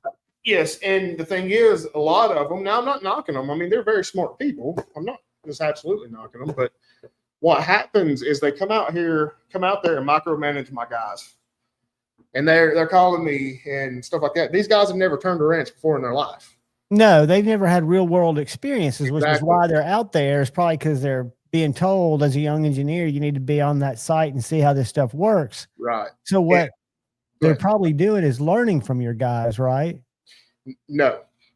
They a lot of them come out with the mindset that I know everything. You can't tell me anything. And what happens is I've got guys working for me that have 10, 15 years of experience in this field, working in these chicken processing. They can run these jobs by themselves. They don't need the engineer. No. They've done everything we've done. They've done it 100 times, everything we do. And then all of a sudden, this young engineer that's never turned a wrench before comes out there and starts trying to tell him how to do his job. Micromanaging it from a textbook perspective, which is not reality. And my guys, they try to tell them, hey, that's not going to work. And they try to explain to them, hey, this is why it's not going to work. It works on paper, but it don't work in real life.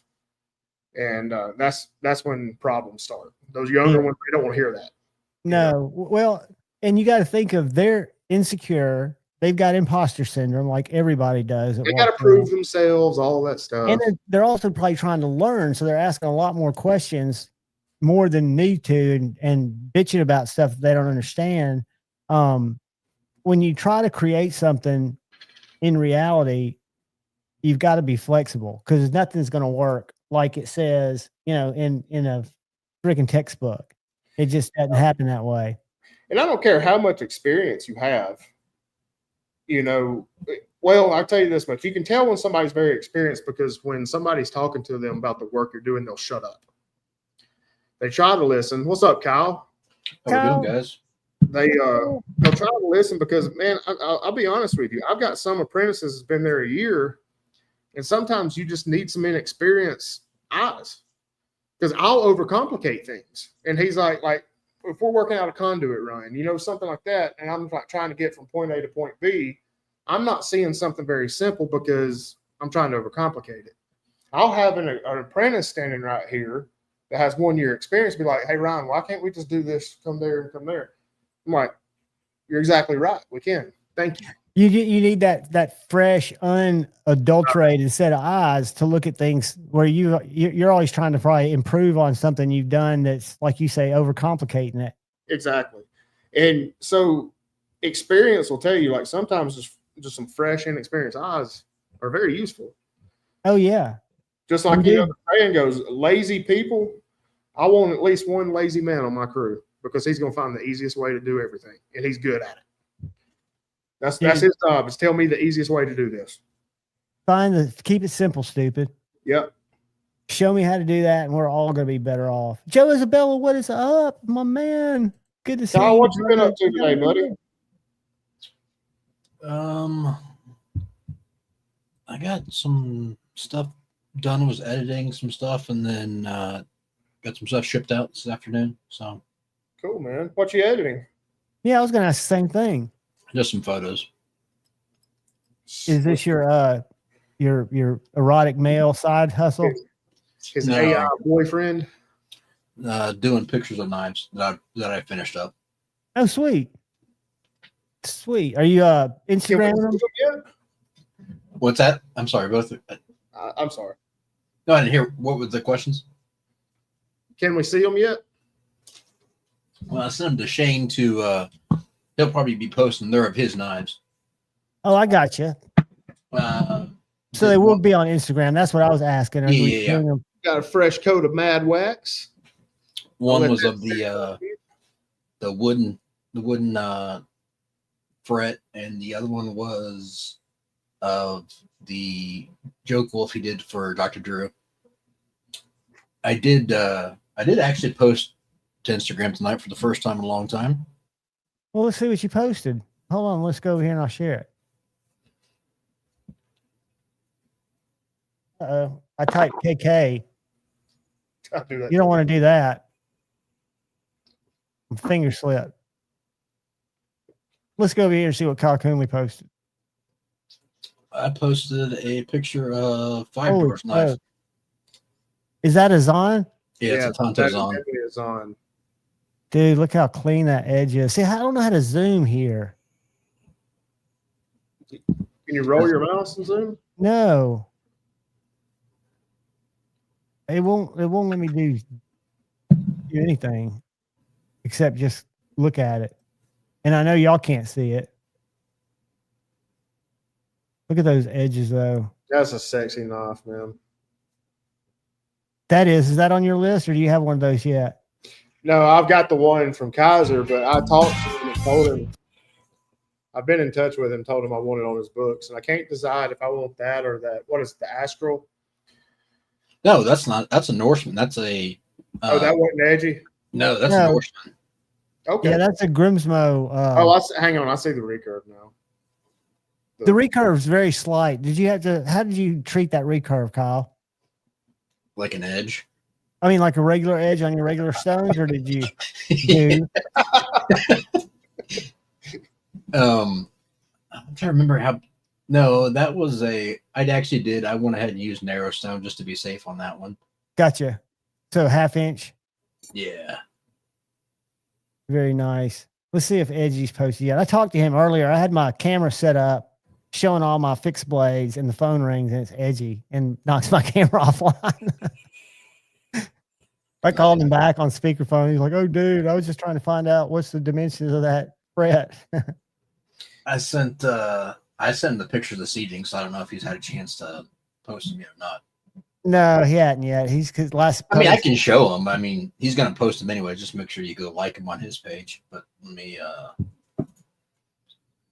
Hey, Jason's going to join us in a little while. Pop in and say hey and show us some cool stuff that he's been working on. You've been in here when Jason's here, hadn't you, Kyle? Yeah, I know Jason. Yeah, Ryan. I thought Ryan knew Jason, but Ryan's never met him. I've never met him. And now I've lost a. That is the Joke Wolf. Look how beautiful that is. Dude, are you using a real camera or are you using an iPhone or a smartphone? A real camera. Gotcha. And are you doing that mirror effect by what you're setting it on, or are you doing that in some editing software? No, that's a piece of black glass and then a backdrop, and then I'm using that's a composite. That's multiple. That's one flash, but multiple angles, and then put it into Photoshop and layers. And God, dude. I'm such a hack. Kyle, man, you know how Kyle is, boy. If he's gonna do it, he's gonna do it 100%. You're right. Yeah, let me grab another one. Oh no. He definitely don't half-ass anything. Dude, it's tough. I take care of my dad. My mom's she still can move around and plays tennis a couple times a week, but my dad is just, oh dude, That's so bad. I love that those is such knives. a cool little knife, man. I can't wait to get mine. That was not my favorite picture, but that's the one that turned out the best with the editing. So, A great picture. What do you mean? it's okay. It could be better, but How do you deal with the light? Is that like a little light box that you use, or did you just build something? I'm using a flash or strobe. Oh, I got you. And then it's off camera. I've got a release. Actually, here's my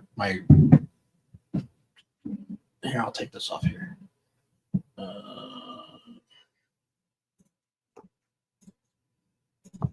Yeah, this is actually my trigger.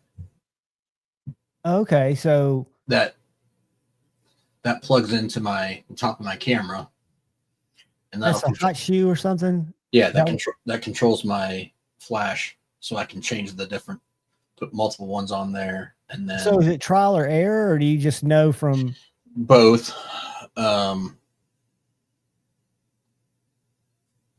So I'm getting comfortable a little bit more with how I'm using it with the softbox, and then moving it around, and then changing settings on the stuff. But I shoot everything in manual.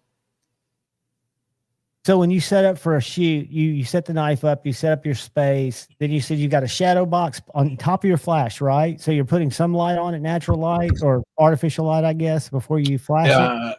It's all artificial. So I basically make sure that I have my settings set to where when I take a picture, it's completely black, and then the only time that light will be affected is when I turn the flash on and actually affect it with light.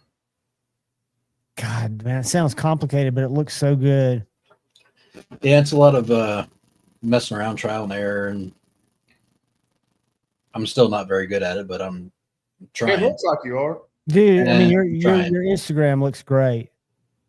I mean, that's something that I can't ever give Cole or even Rochambeau a hard time on, is their editing ability.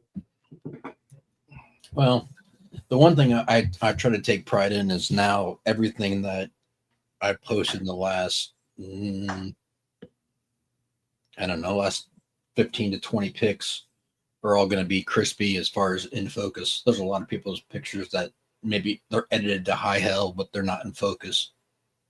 And I just think that's the trick, is you got to start with it in focus, right? Your raw image has to be as good as so, I mean, get it. I'm shooting in RAW, and there's a lot of times I'm actually doing focus stacking.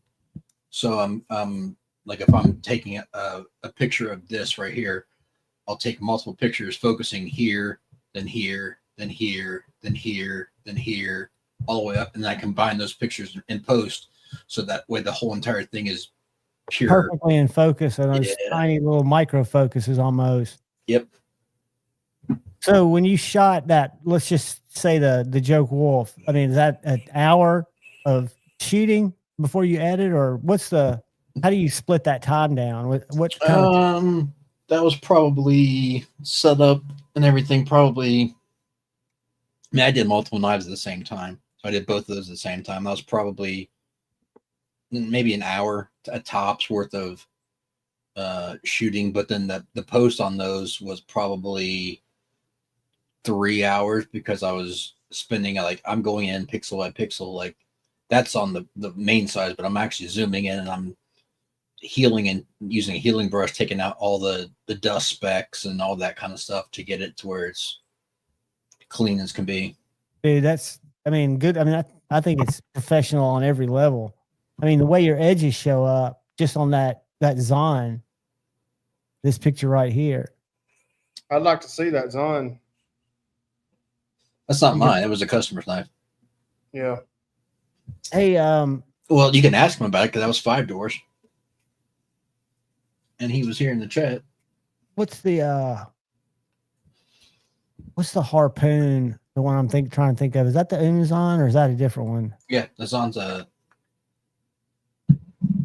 There's one for sale that's going to be available here in Huntsville. The I can show you owner the of full Knives and picture of More's got one that he bought that he picked up a large Sabenza that he likes better. But dude, that picture right there is, I mean, gorgeous. Here's the full picture of his Zon. That's a full on picture of it. I love that. And he's got it. They make another version of that where the milling is white down in those grooves. Really? Yeah, it's a very limited edition. I saw they It's sold it sick, though, man.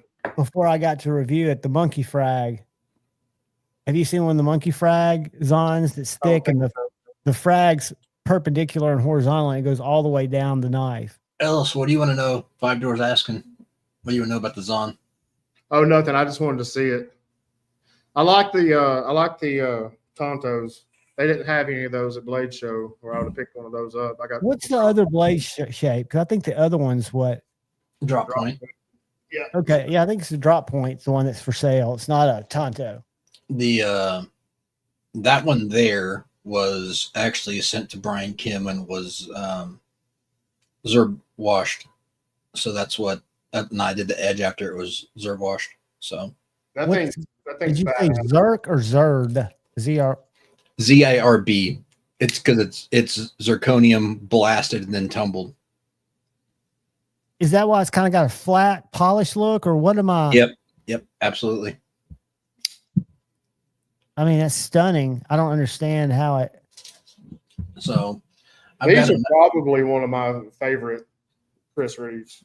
Are they limited edition? Because the ones here aren't nearly that much, but he does have a couple of blue boxes. I want to say that the Monkey's Edge was about 8. I want to say. They're expensive. I think they're 4, 5 at the shop here. Knives and More. But I've got to call them tomorrow. If he has them in stock, you could just about ask what he wants for them. But he's not like that. When he gets them from his people he's bought from for years. So like when he got these in, he got 5 small Sabenzas. 2 of them were blue box puppy print or whatever you call them, dog print. And then he got 3 Umnenzons at the same time from the same guy. And he tries to be fair with his pricing. Like he's got my S35 VN Medford Midi Marauder up there. I think he's got it for 4 1/4. Which I know you can get them for less. That's beautiful. That's another picture of that Zerb wash. Who's doing that? Brian Kim, Transparent Knives. Yeah. And then that's that the carbo tie that Koenig was doing for a while on those scales. Is the process different or just the medium? What's that? The Zerd wash. Like, is it just so it's the when you're blasting it, you can use different types of media to actually blast it with. Okay, so but zirconium is the media that he's using to blast with. I got you. That's where he's got the Zerb ZIRB because it's Zerb blasted, and So then he's doing a centrifugal tumbler afterwards, so he's getting a more flat finish on it. So it's gorgeous. In essence, it's like, and I know it's not a rock tumbler, but that's what I had as a kid. But you're basically throwing a blade in there with just a different material. So after he does the zirconium blast, then he's using his specific setup as far as what he's got in his tumbler, and he bought that expensive tumbler because it goes basically. He'd be better to describe it than me, but it's a certain pattern in which it moves, so it's more consistent and more the finish will be more consistent on it, and it turns out great. So, hey Ryan, look what 5 Door just showed that's in stock. It won't be in stock long. They don't last long. What's the price on that? Hold on, I'm trying to close this goddamn newsletter thing out. I hate those things.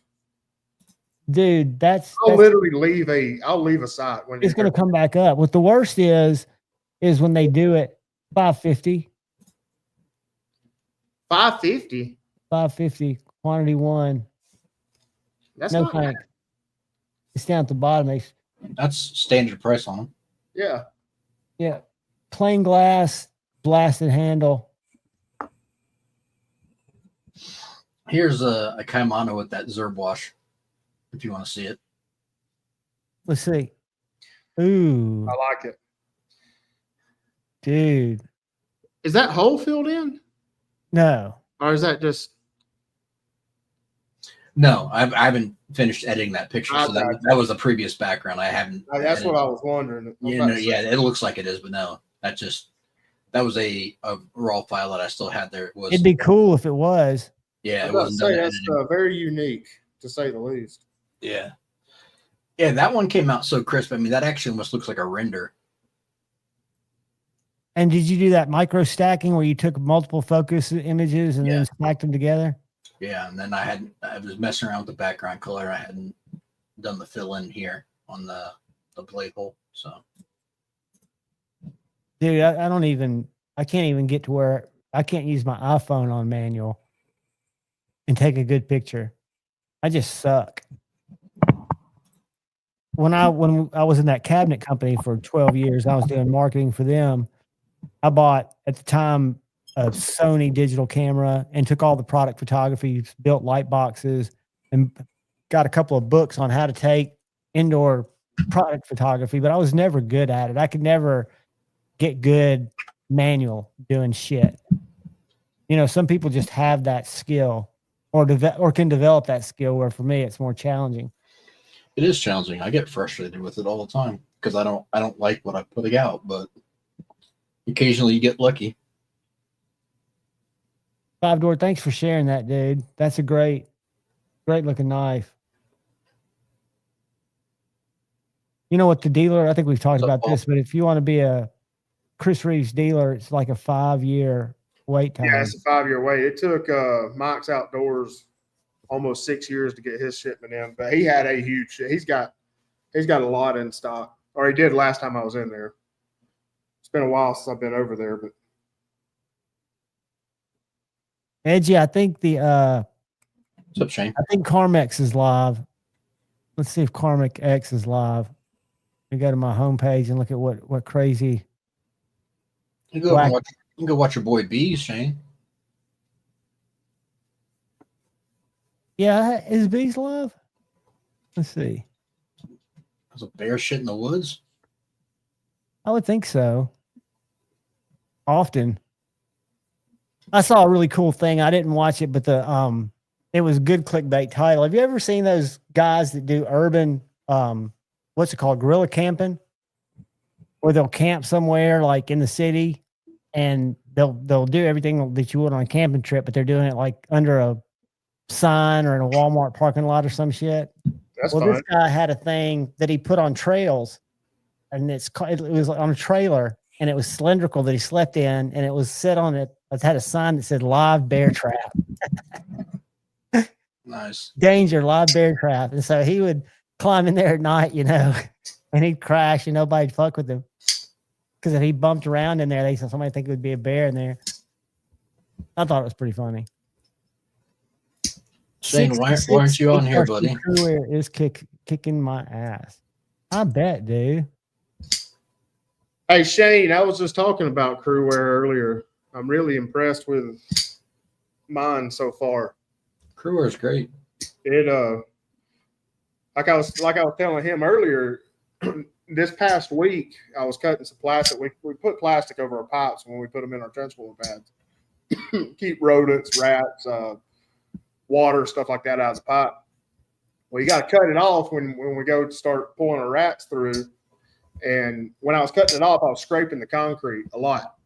And when I got done, I just thought the whole time I'm destroying the tip of this knife. When I got done, it's still got an edge on it. That's amazing. It is. I'm really, really, really impressed. Like this is the first Crewwear I've had. So Crewwear is very tough. Shane talks really well of it. So I was like, well, hell, that's what I'm going to get. And yeah, It's definitely worth the money, especially if you're going to be hard on the knife. It holds up well. Yep. Here you go, Shane.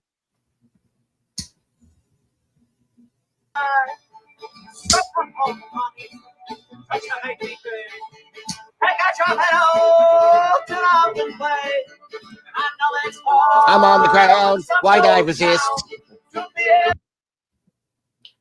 What in the Isn't that horrible? absolute hell was that? That was this dude, Granny, who's this alcoholic who puts a puppet on his hand and does, well, I guess you call them reaction videos, where he'll watch shit and react to it, which is probably one of the biggest genres on YouTube, people reacting to other people's content. You need to find better hobbies, buddy. I'm telling you, dude, I got to get to work. I got to get a job. It was funny. I'd rather stare at a blank wall than watch that. Oh, dude, believe me. It's like, when you're probably not the kind of guy that I did it today. I rolled by an accident. It wasn't a bad accident, but it was one where somebody clearly fucked up and cut somebody off and their car was sitting in the median, and you can't help like everybody else. But look, this content to me is the same type of content. It's like watching that content where you'll see it's like Karen's getting arrested, stuff like that. People that are entitled getting locked up. Ed's been a member for 22 months. No way, Ed. Thank you for the warning, Ed.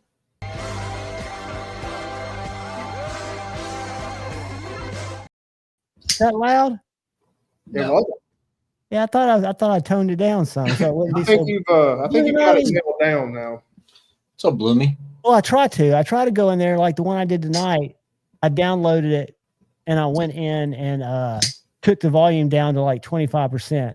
This one here. Chocolate is scrumptious when it crunches. That's why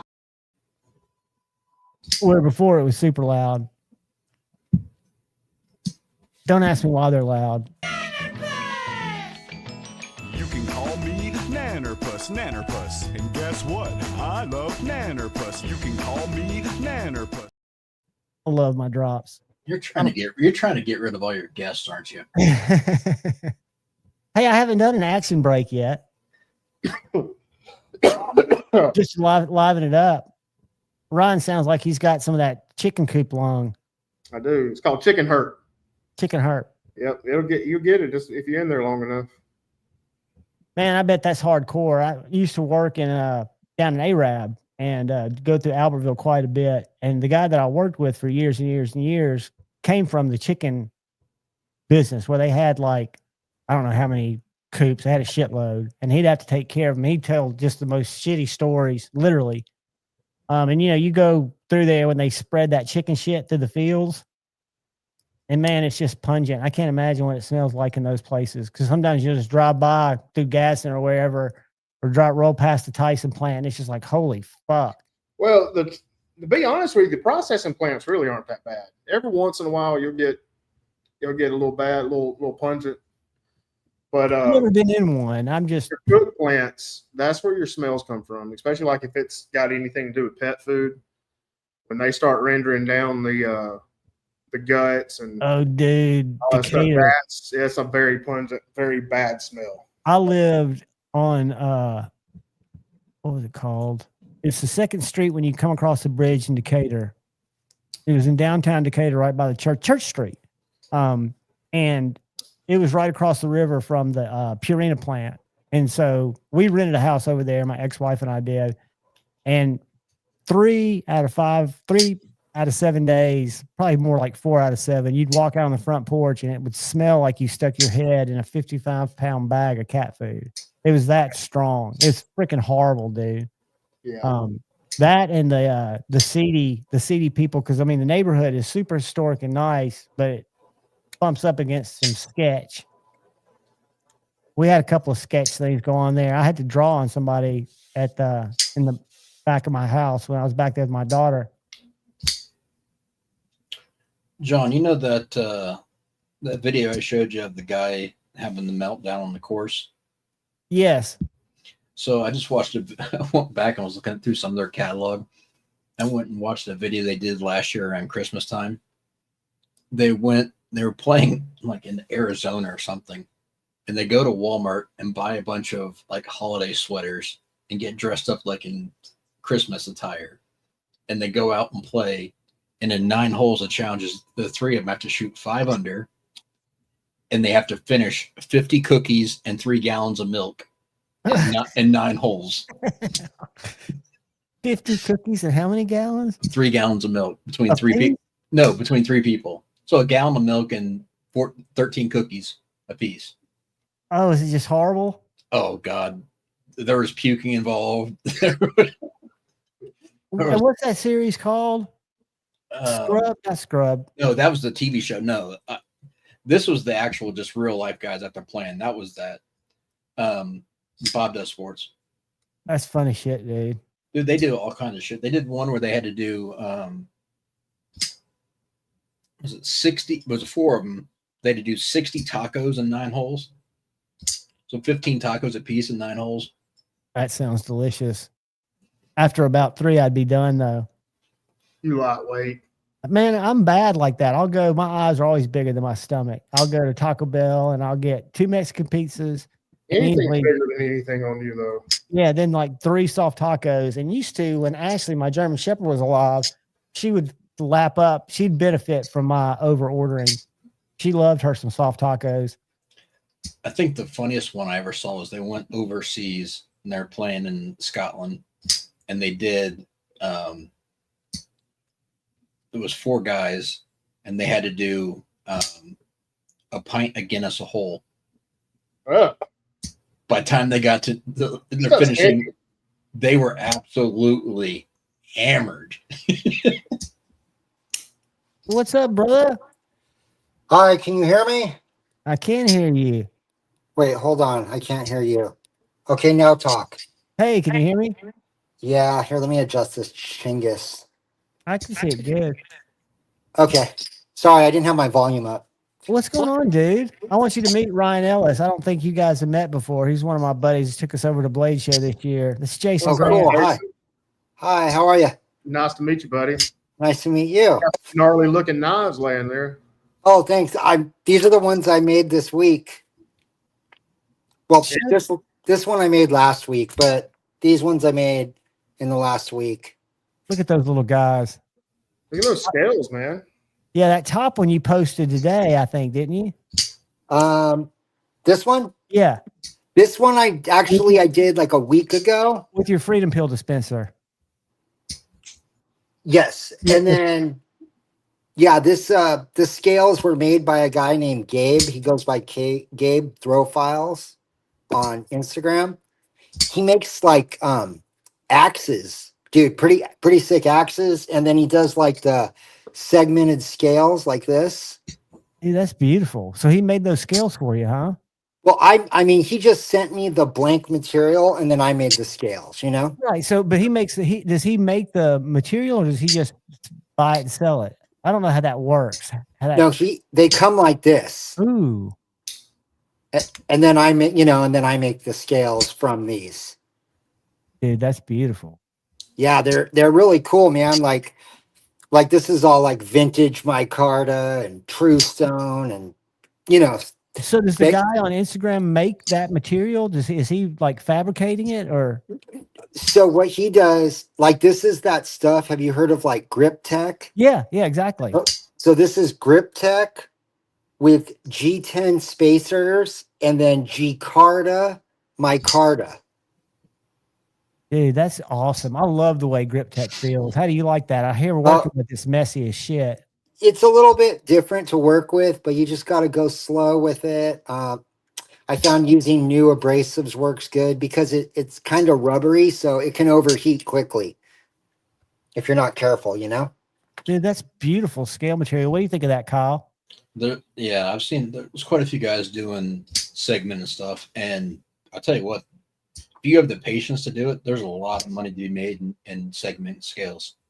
I like those set of scales. A lot of those guys that are like what Jason just showed, they're charging upwards of $90 to $100 a set of scales. Okay, just these ones, just these scales, $140 for this one. That's the most expensive one I have. Right. And what are those materials? What wood is that? I like that. Yeah, that's beautiful. This is I think it's called like curly wood or black curly. And then this has carbon fiber and then vintage canvas micarta.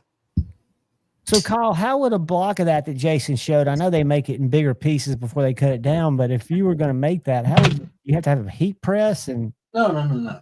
So you just basically you got to make sure that the two layers that you're going to pin together are completely flat, so there's no gaps there. They've got to be dead flat, and then you epoxy them and/or super glue them to depends how you want. Have a liner underneath of them, and then stack up your sets the way you want, and then clamp them down, and then they'll be fine. And then you cut them against the way you cut them the opposite way. Yeah, you just cut them down the center. You'd resaw them, and that way you have a set for each side, and that way they're dead even. Yeah. But there's another guy. I don't know, Jason, if you know Flying Shark. Yeah. He does some cool segment and stuff as well too.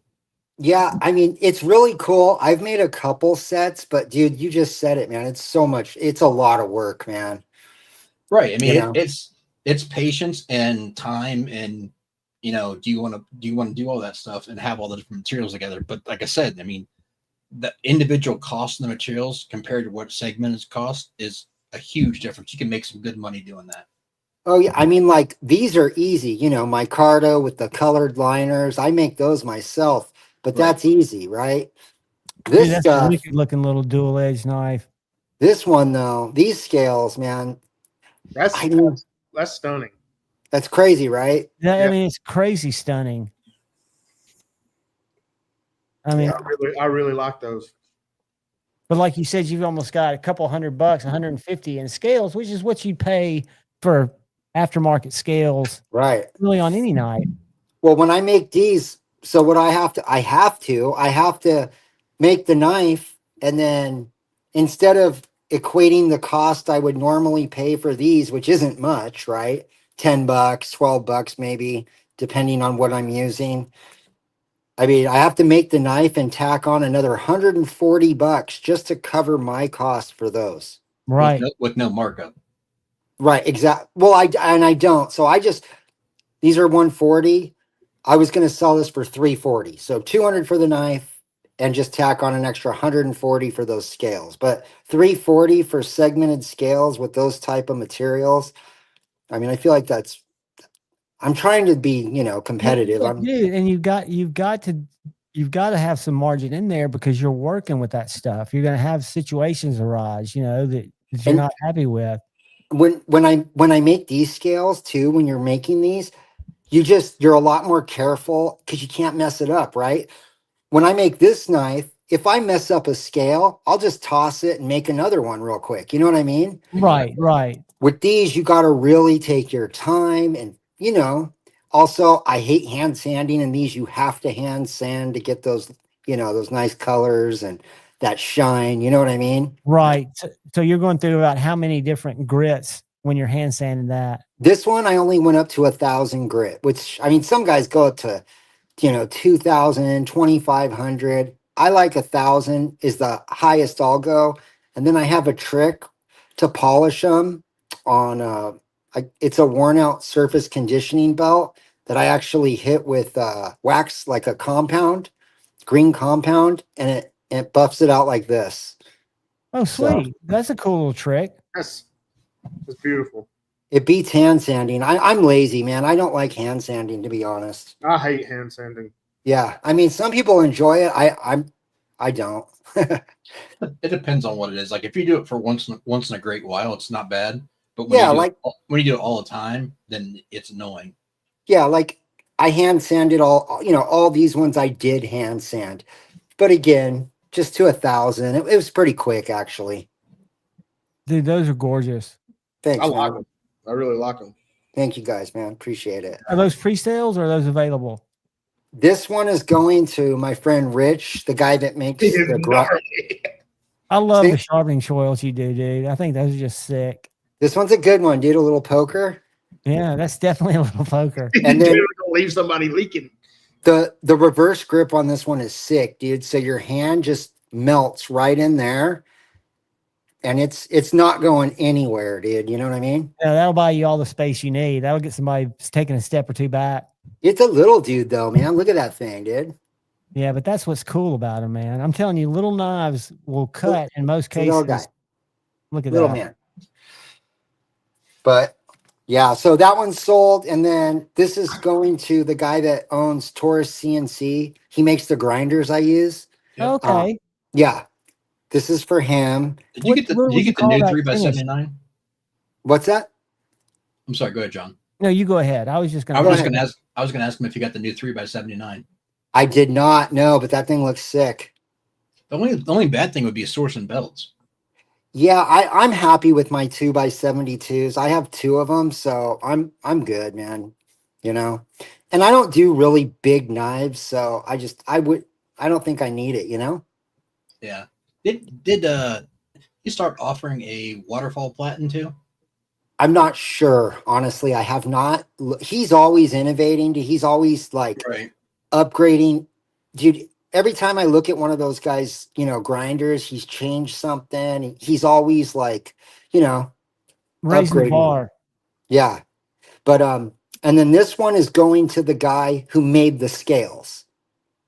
Oh, sweet. So that was one of our deals. Like he sent me a couple pair, and then he sent me this pair for this knife for him. So this is for Gabe over there at Gabe's Throw Files. And what finishes on that blade? Is that just an acid wash? Just an acid etch with a little bit of texturing. I did a little bit of jimping. It It's goes like all the way down the tang. It looks like. Yeah. The texturing goes all the way down the spine, and then there's just 1, 2, 3 jimps. Dude, that's sick. This is like a JCal. JCal, like, you know, short, fat one. But then these two, I just finished these two today. This is a Stormtrooper one. Stormtrooper colors, right? This one's up for grabs. It's in 20 CV, has a full flat grind. And then this one's up for grabs, 20 CV, full flat grind. This one is 8 thou behind the edge from the heel to about here. And then it goes up to about 11 thou as you get to the tip. Wow. Hey, Jason. Yes, sir. That one's no longer up for grabs. It's sold. You like this one? Yes, I sent you a message on Instagram already. Okay. So I'll be honest. Okay, you know, us artists, knife makers, tattoo guys, we're our worst critic, right? Oh, of course. I'm never happy with the tattoos I do. There's always something I could have done better. But this one is pretty close, man, in terms of even Steven plunge lines, dead center edge. The scales are a perfect mirrored image. I used an actual bevel table to do all the chamfers, so they're identical. I even marked them off with calipers. So I'm saying all that. It's pretty right on, dude, to be honest. Dead nuts. Yeah, I'm in love with it. I love showpieces, and that is definitely something I'm going to be displaying. So I did make Kydex, okay? But I'm telling you now, if you want this, I'm going to ship it not in the Kydex, and I'm going to suggest a leather slip. Maybe go to Lancelot Leather or something. Yeah. Because 31. Right, any of those good leather guys. Because you will start to get Mars on it from the Kydex. Yeah, but that one, consider that one sold, my bud. Awesome, dude. Yeah, dude, I'm stoked, man. I wanted one of you. I didn't post this today on Instagram because I knew I was coming on tonight, and I wanted you guys to be the first to see it, man. I'm really glad you did. That way I get to keep it. Look at the sharpening choil. So I call this my G choil. If you look, it makes the letter G. Do you see it? Yeah, I do see the G. The G choil. That's why I leave that little point. Now I could take that off if you want. I leave it because I think it looks kind of nasty, you know? Yeah. No, it's fine with me, man. I like it. Yeah, but this is that's gorgeous, dude. Yeah, I'm in love with that piece. Removable scales, T20 hardware. And you got the fancy scales, dude. I know. I'm excited about it. If you don't care about getting the MAR marks, you know, the little Kydex marks, I'm going to send it with this anyways, but yeah, you know, it's nice to have them nice and clean with no marks for the first week or so, you know? Yeah. Now, if you need to keep that for a little bit, show it off, whatever, I'm fine with that. Don't be in any rush to ship or anything. So. I'll just take a couple pictures of it, for Instagram, but yeah. Ryan doesn't need a sheath. It's going to sit in a drawer and just be shown off anyways. Collect dust. Do you have any of those William Henrys close to you? I got a pile of them right here. I've got to get registered. That I have a little connection with a guy that works there, and that's an expensive addiction, I'm sure. It is very, and he there's a guy that was collecting antique ones, some of their first early ones, like they are ooh. Yeah. This is one of the ones that Matt actually sent me an email and told me if I get rid of it, he wants it back. This one was from like 96. I mean, it's a very early version. It don't even have. Are they South African or? No, he's American. American, okay. I think it's where they're made. Now, but he sends like a lot of his scales and stuff like that, a lot of his artwork, he will send out to people. Like the inlay stuff is a very specific guy in like Japan. Let's see. He does the 24 karat gold inlay. Ooh. And there's a guy that lives in a village in Japan that does this. And what he does is he sends him the material. He'll send him the gold and the sterling silver, and he hand engraves it all. That is sick. That is sick. And hand inlays the 24 karat gold in it. Is that Nichols Damascus? This one is not Chad Nichols Damascus. Now, Chad Nichols does send him a lot of Damascus. He does a lot of work with Chad Nichols. Chad Nichols is right here in Alabama. Yeah, that's a little guy, isn't it? Oh, it's tiny. Little button lock? Yeah. So cute.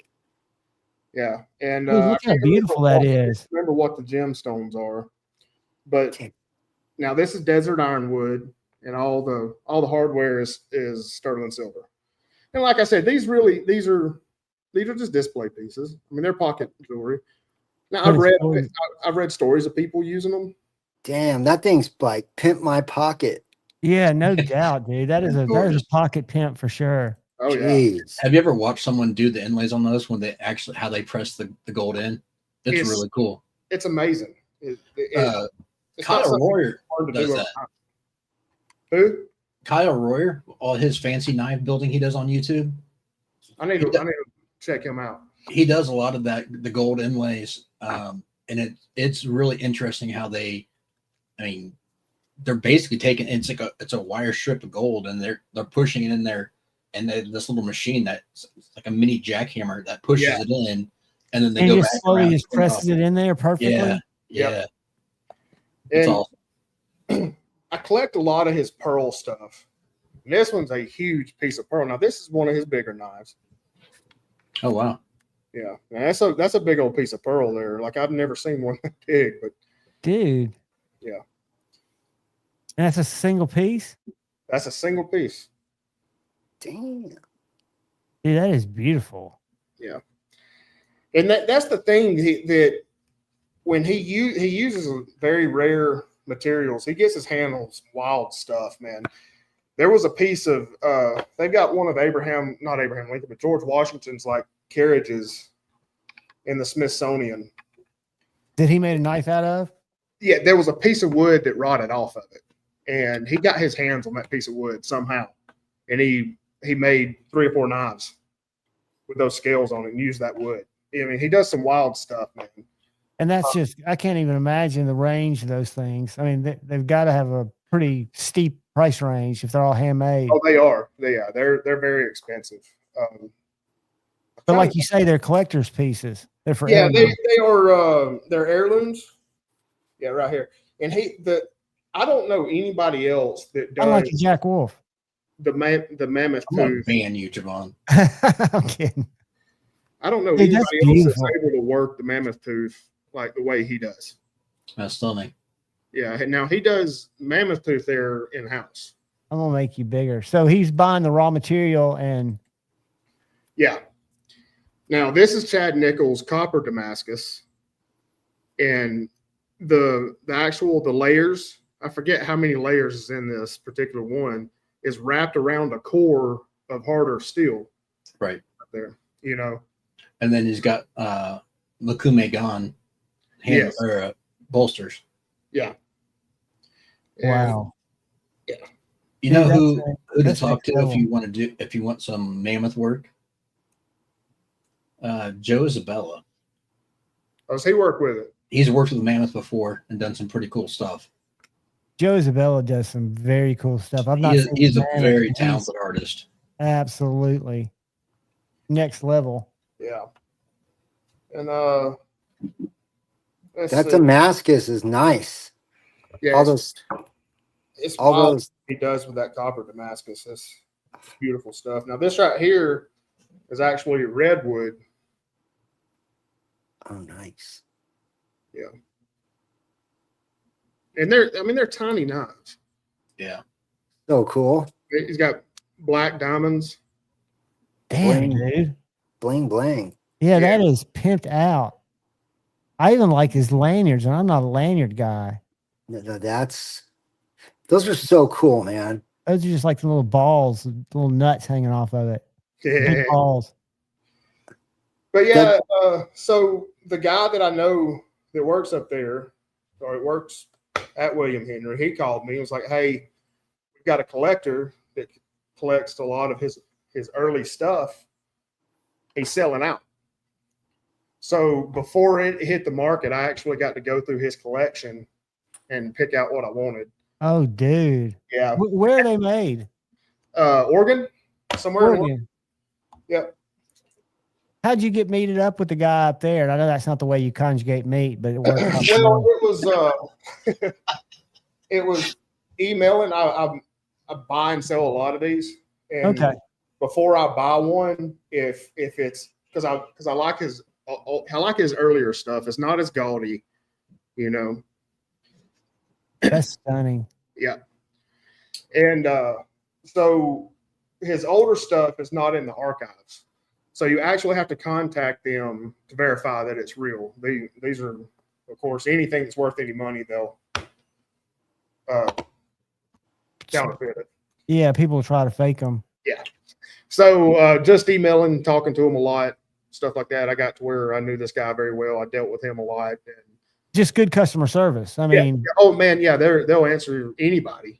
It's like, hey, I've got a knife coming, and like this earlier ones, that right there is that's the serial number. And these boxes right here are about worth as much as the knife now because nobody ever kept these boxes in the early ones.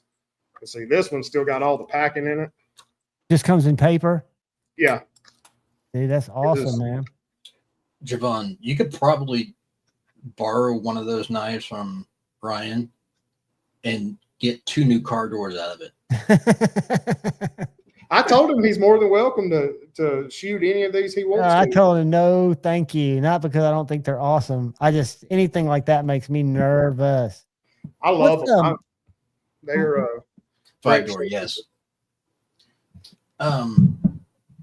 Jason, I had a question for you. What's up? I was gonna say, I found kind of a trick doing some finishing work on some handles. I don't know if it would help you or not, but when I'm hand sanding, I'll usually take them up to like 1200 grit. But then I use this 3M polishing tape, basically. Oh, cool. I've never heard of that. Let me show you. And so I bought some of that off Amazon, but I didn't buy the same kind. It's this stuff here. So it's like a blue, and it's like it almost feels like felt material. Oh, okay. So I take it up to 1200 grit, and then I'll cut a piece of this off and wet sand it real light. I mean, just very lightly over the top of the surface. Dry it off. Put a super thin coat of beeswax for about 3 minutes, and then buff it off, and it's done. And it comes out looking like you just buffed it on a buffing wheel. Oh, I got to try some of that, man. Anything to make things easier, There's those handles that I did with that. That thing is awesome. That is gorgeous, dude. I love those colors. Super knife. It's the fucking I love Joker the there too. Yeah, the Looks honeycomb. alien too. It's just cool. So, but I just thought that might be a trick you could pick up. That and these aren't bad. These are like if you go through, where do you buy your belts at, Jason? Oh, dude, where do I buy them? You go through True Grit ever? I was for a while, but now I buy them in bulk from, dude, I want to say it's that company Original Blade Maker. Okay. So these are the belts I use. 36 grit. Right. They're blue. I buy them in like, dude, they come in packs of 50 from OBM. I use 36 grit. I think they're the zirconium ones. And then I use 60 grit and then 220 grit. Those are the only 3 belts I use. You tried the Cubitrons yet? I have. Okay. So that's where I got this from. That's why I was looking at. I got that stuff from True Grit, and they're only like for a full size sheet, they're like $1.25 a sheet. Oh yeah, I'll try that for sure. But it's dirt cheap and it works nicely. Now it's not, so it's kind of weird because that rated like at a 6 or 9 micron. So I mean it's way higher than the 1200 grit, but it's just a light dusting over top of a wet, and it really brings out a nice shine to them. Yeah, Did you put what kind of wax on it, Kyle? Beeswax? Yeah, just a homemade, just a plain beeswax, and then You think would Axe Wax work? Something like that? yeah, 'Cause I I'm have a sure bunch of anything that that's stuff. natural base wax. I just literally put Okay. a light dab across all of it, let it sit for about 5 minutes, buff it off, and you're done. Oh yeah, I'll try that for sure, man. True Grit. I'll check those out. Yeah. You got to check out the OBM though. They're bulk belt packs, dude. I believe it's OBM. It's the only thing I buy from them, dude. But I buy like 100 or 200 belts at a time, and it's way cheaper than buying singles or 10 packs. Check them out. Yeah, they're pretty good. I mean, I used to use the Cubitron, and what's that one? They're really expensive, dude. They're like $12 each. Cubitrons are like almost 17 now. Okay, then those, and And then the Norton Blaze. Yep, I've used all those, and I like those. Whatever the 36 grit ones they sell in the bulk pack on OBM, I've been using those for the last year and a half. Okay.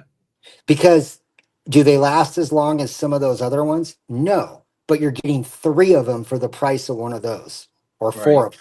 Right. So, and when you're talking about consumables, it's all about what makes more dollars and cents, right? Well, and I'd like to use a new belt more often than a used one longer. But that's just me. Gotcha. I'm kind of a cheap ass too, so there's that. Well, then the ones that get crazy expensive are the ones, those Trizacs. Okay, are those the ones that they almost feel like plastic? They're the ones that are like have like ridges to them, so it looks like a tire pattern. Oh. I don't know if I've ever seen those, but I don't know where I would have seen them. Yeah, they're unique looking for sure, but apparently the pattern in my garage. Can you the guys patterns, still hear me? yeah, the pattern, the Trizacs. I can't see it very well. It kind of looks like it. Let me make it bigger. Hold on a sec. Let me get my clicking hand. It has like little like pyramids. Yeah. I'm pretty sure that's what this is. This is an old one. It's from 3M. Makes the Trizacs.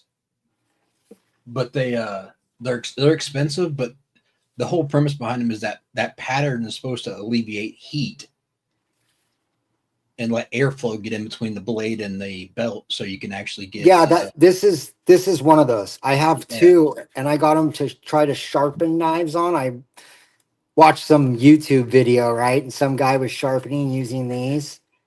They're worn out though, but yeah, that's what these are. Yeah. And those are, Kyle, you said they're over 20? They're around there. I haven't priced them in a while because I haven't seen Mersault in a while, 5-door. Not around these parts. He's been around some places, I think, but not much. Yeah, people take breaks. People have lives and get out and touch grass more than people like me.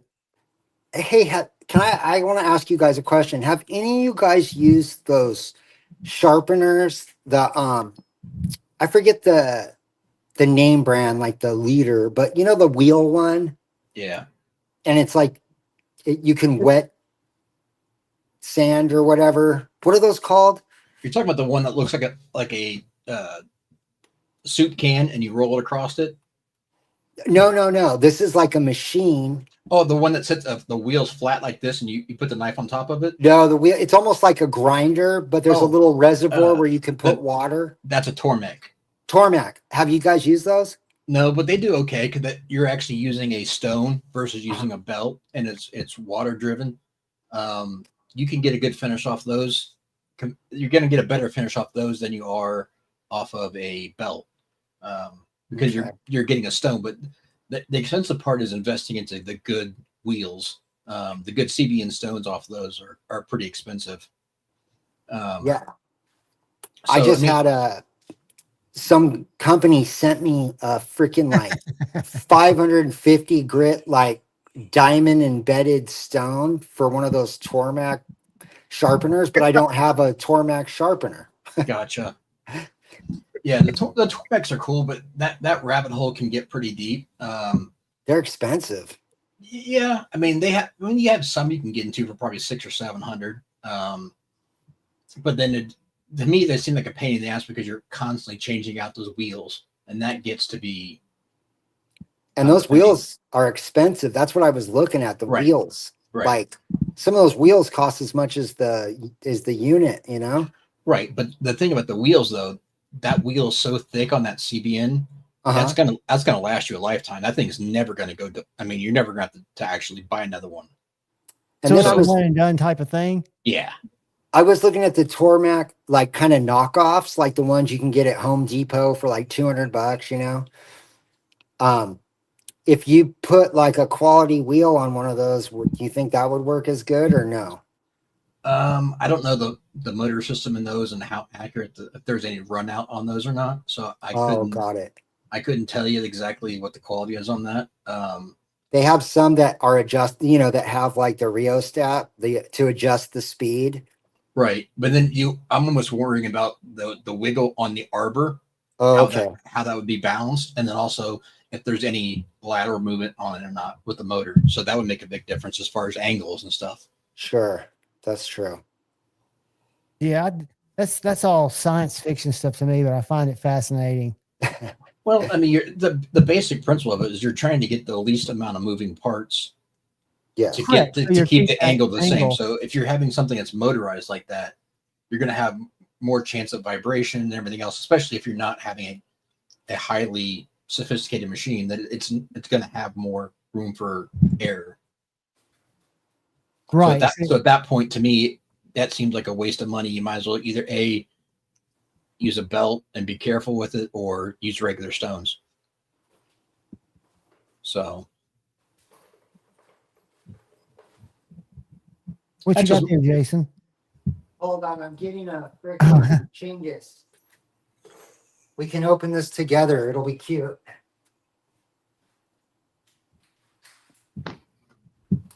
Hold on. I want to show you guys this wheel thing this guy sent me. It's pretty serious.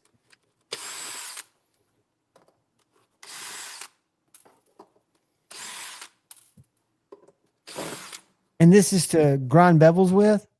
This is to sharpen knives with. I got you.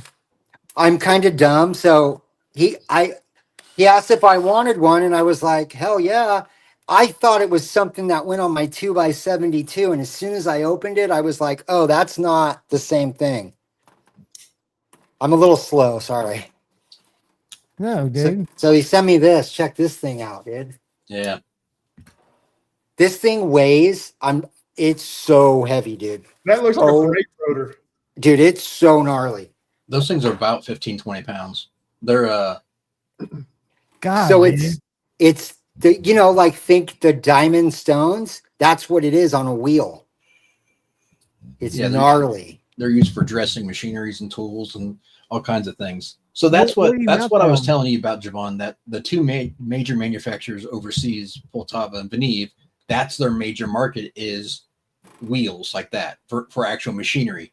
Then they take that technology and break it down into stones for knife sharpening.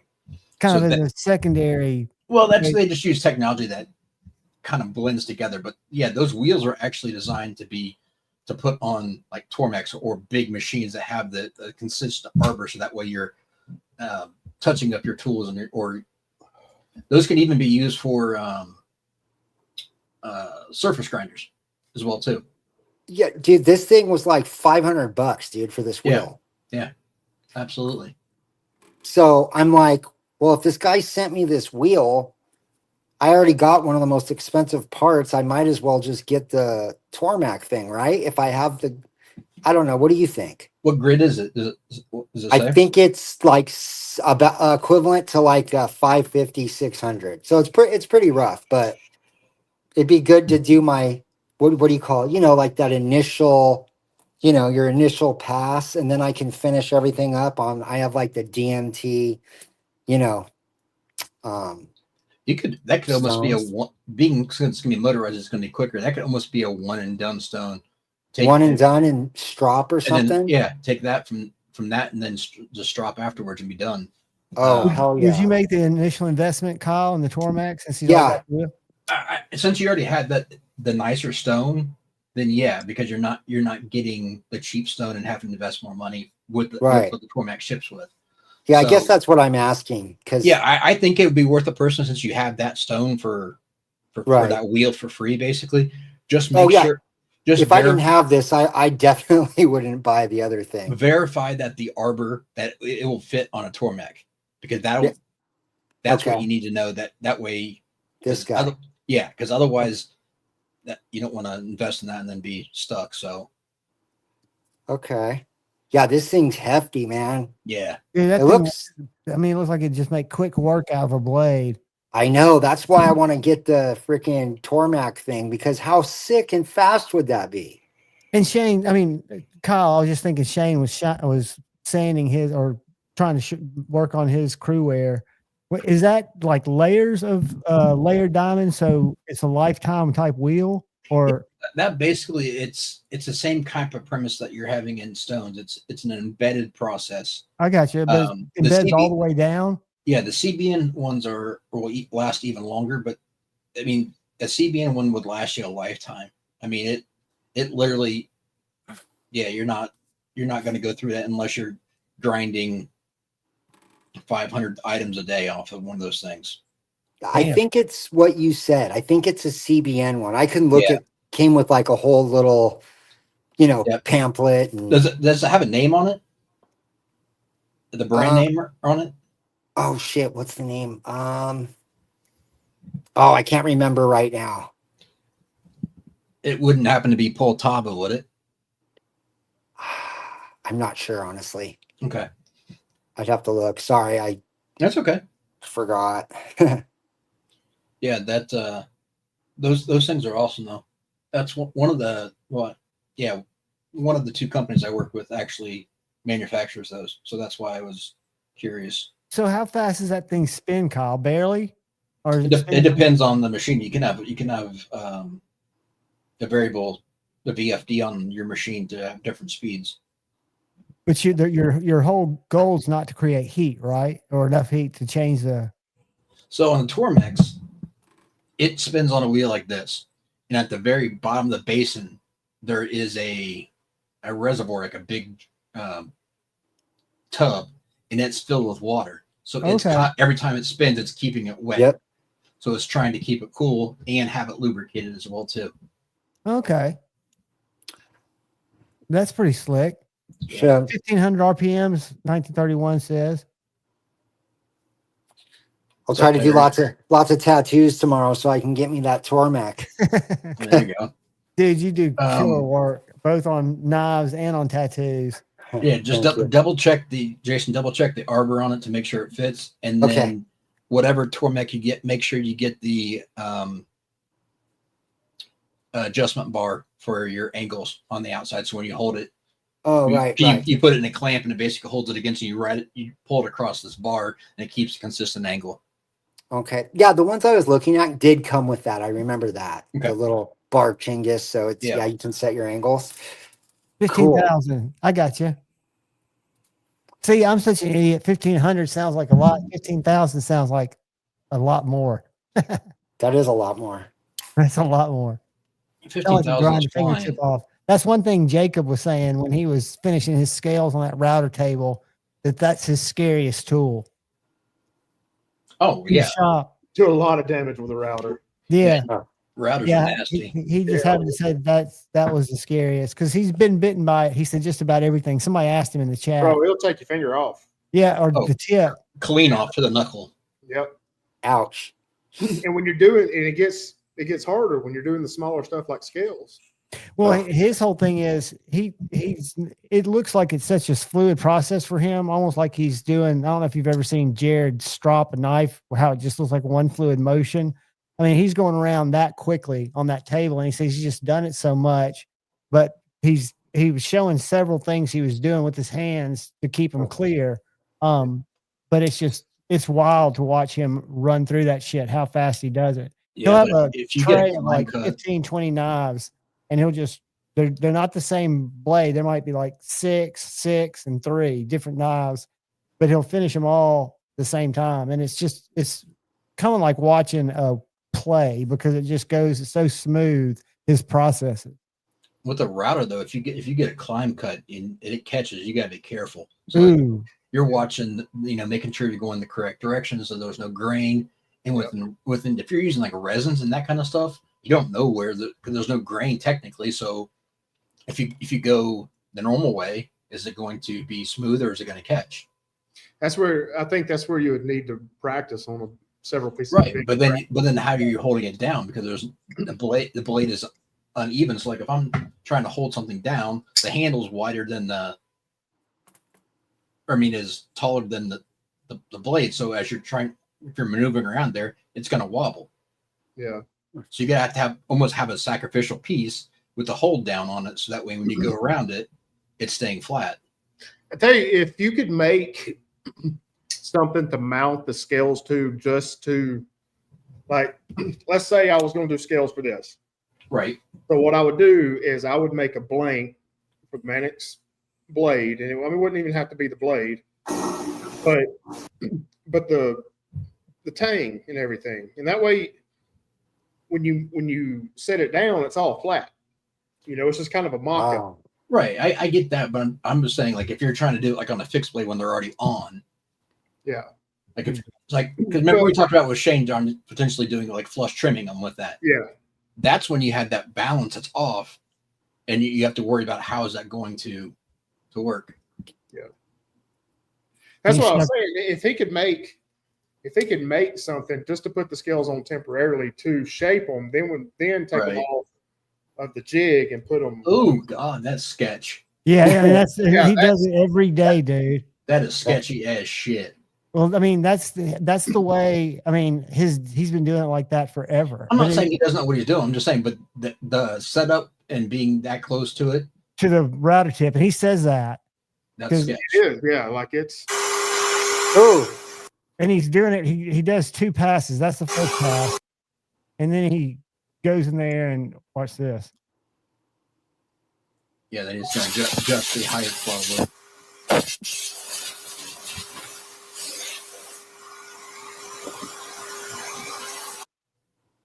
Yeah, because that's a small table, and there's not even a pin stop on that one, Ryan.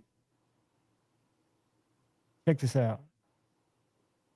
And when he shows what this side does, this is the same knife. Look how close his finger is. Oh, fuck all that. Yeah. I mean, what would be your other choice? Just do it by hand sand it? So what is he doing? Is he like chamfering the Yeah, watch. scales? He's about to show when he finishes that side. He's going to show you what I'll pause it. Whoops. I didn't pause it. Is he using removable hardware or is he using like pins, like mosaic pins? They're pins. Oh, that's why. Okay. That makes sense why he would do it like that then. So this whole video, which is about 3 hours yesterday, was this drop of about 15 knives. So it shows how he starts it. That's just rough. And then he'll go through all of his knives and do that. And then he'll take them to different stages. Yeah, he's using a small contact wheel to get in there with the finger groove. But no, I mean, he's more power to him. He's comfortable doing that, but I would never suggest that to anybody. That is No, that's sketchy.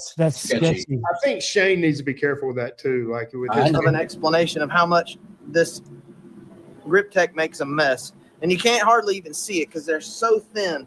But all these little micro pieces are stuck to everything. And I mean everything. Everything in here. All up in here, all around in here. See the micarta, it just makes dust. And I can run through it really fast. And it doesn't bother me. But that grip tech, holy cow, it makes a mess. It does. Yeah, I just did a little bit of that. I only did a tiny bit, and this stuff makes a mess.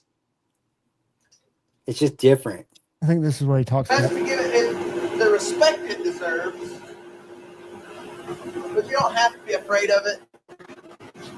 That being said, all these machines in the shop have tried to eat me a time or two. I've had Band-Aids from all of them. It kind of just is what it is. But I really don't like that router, to be honest with you. It looks like I'm comfortable around it, but the whole time I'm thinking about losing the tip of a finger again to the router. So he's thinking about it, right?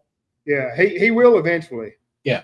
Well, I think he said again. I think he's the Maroney 25 months, dude. Thank you, brother. Man hug for you. With that setup, it's not a matter of if, it's when. Exactly. You think? Yes. I mean, if you're that careful and you're that Matter. conscious, it is like it's just like working electrical. It don't matter how careful you are. Eventually, you're going to get hit with something. how do you rationalize around that though? Because I mean, I would think It's just coming with territory. that there's other ways to do it. You wouldn't put yourself at that risk unless you knew that it was a calculated risk. It's how many you can get done before it happens, but one tiny slip and boom, it's done. Yeah. He'll eventually get to where he's complacent, and that's when it happens. Yeah, when you get too comfortable with the process. Exactly. Yep.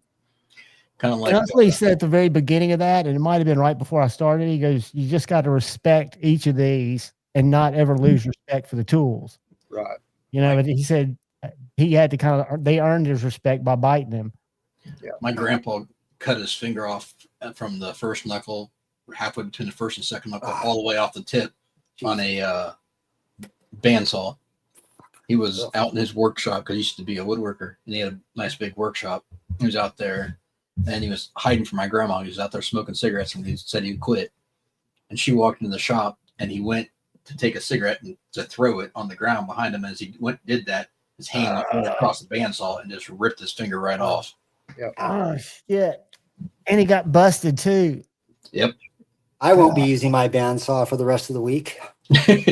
Well, you're also not you're not having it running while you're just sitting there having a conversation either. Well, he's probably working on it while you're smoking. He probably didn't just have it running. Dude, that thing was the biggest fire hazard.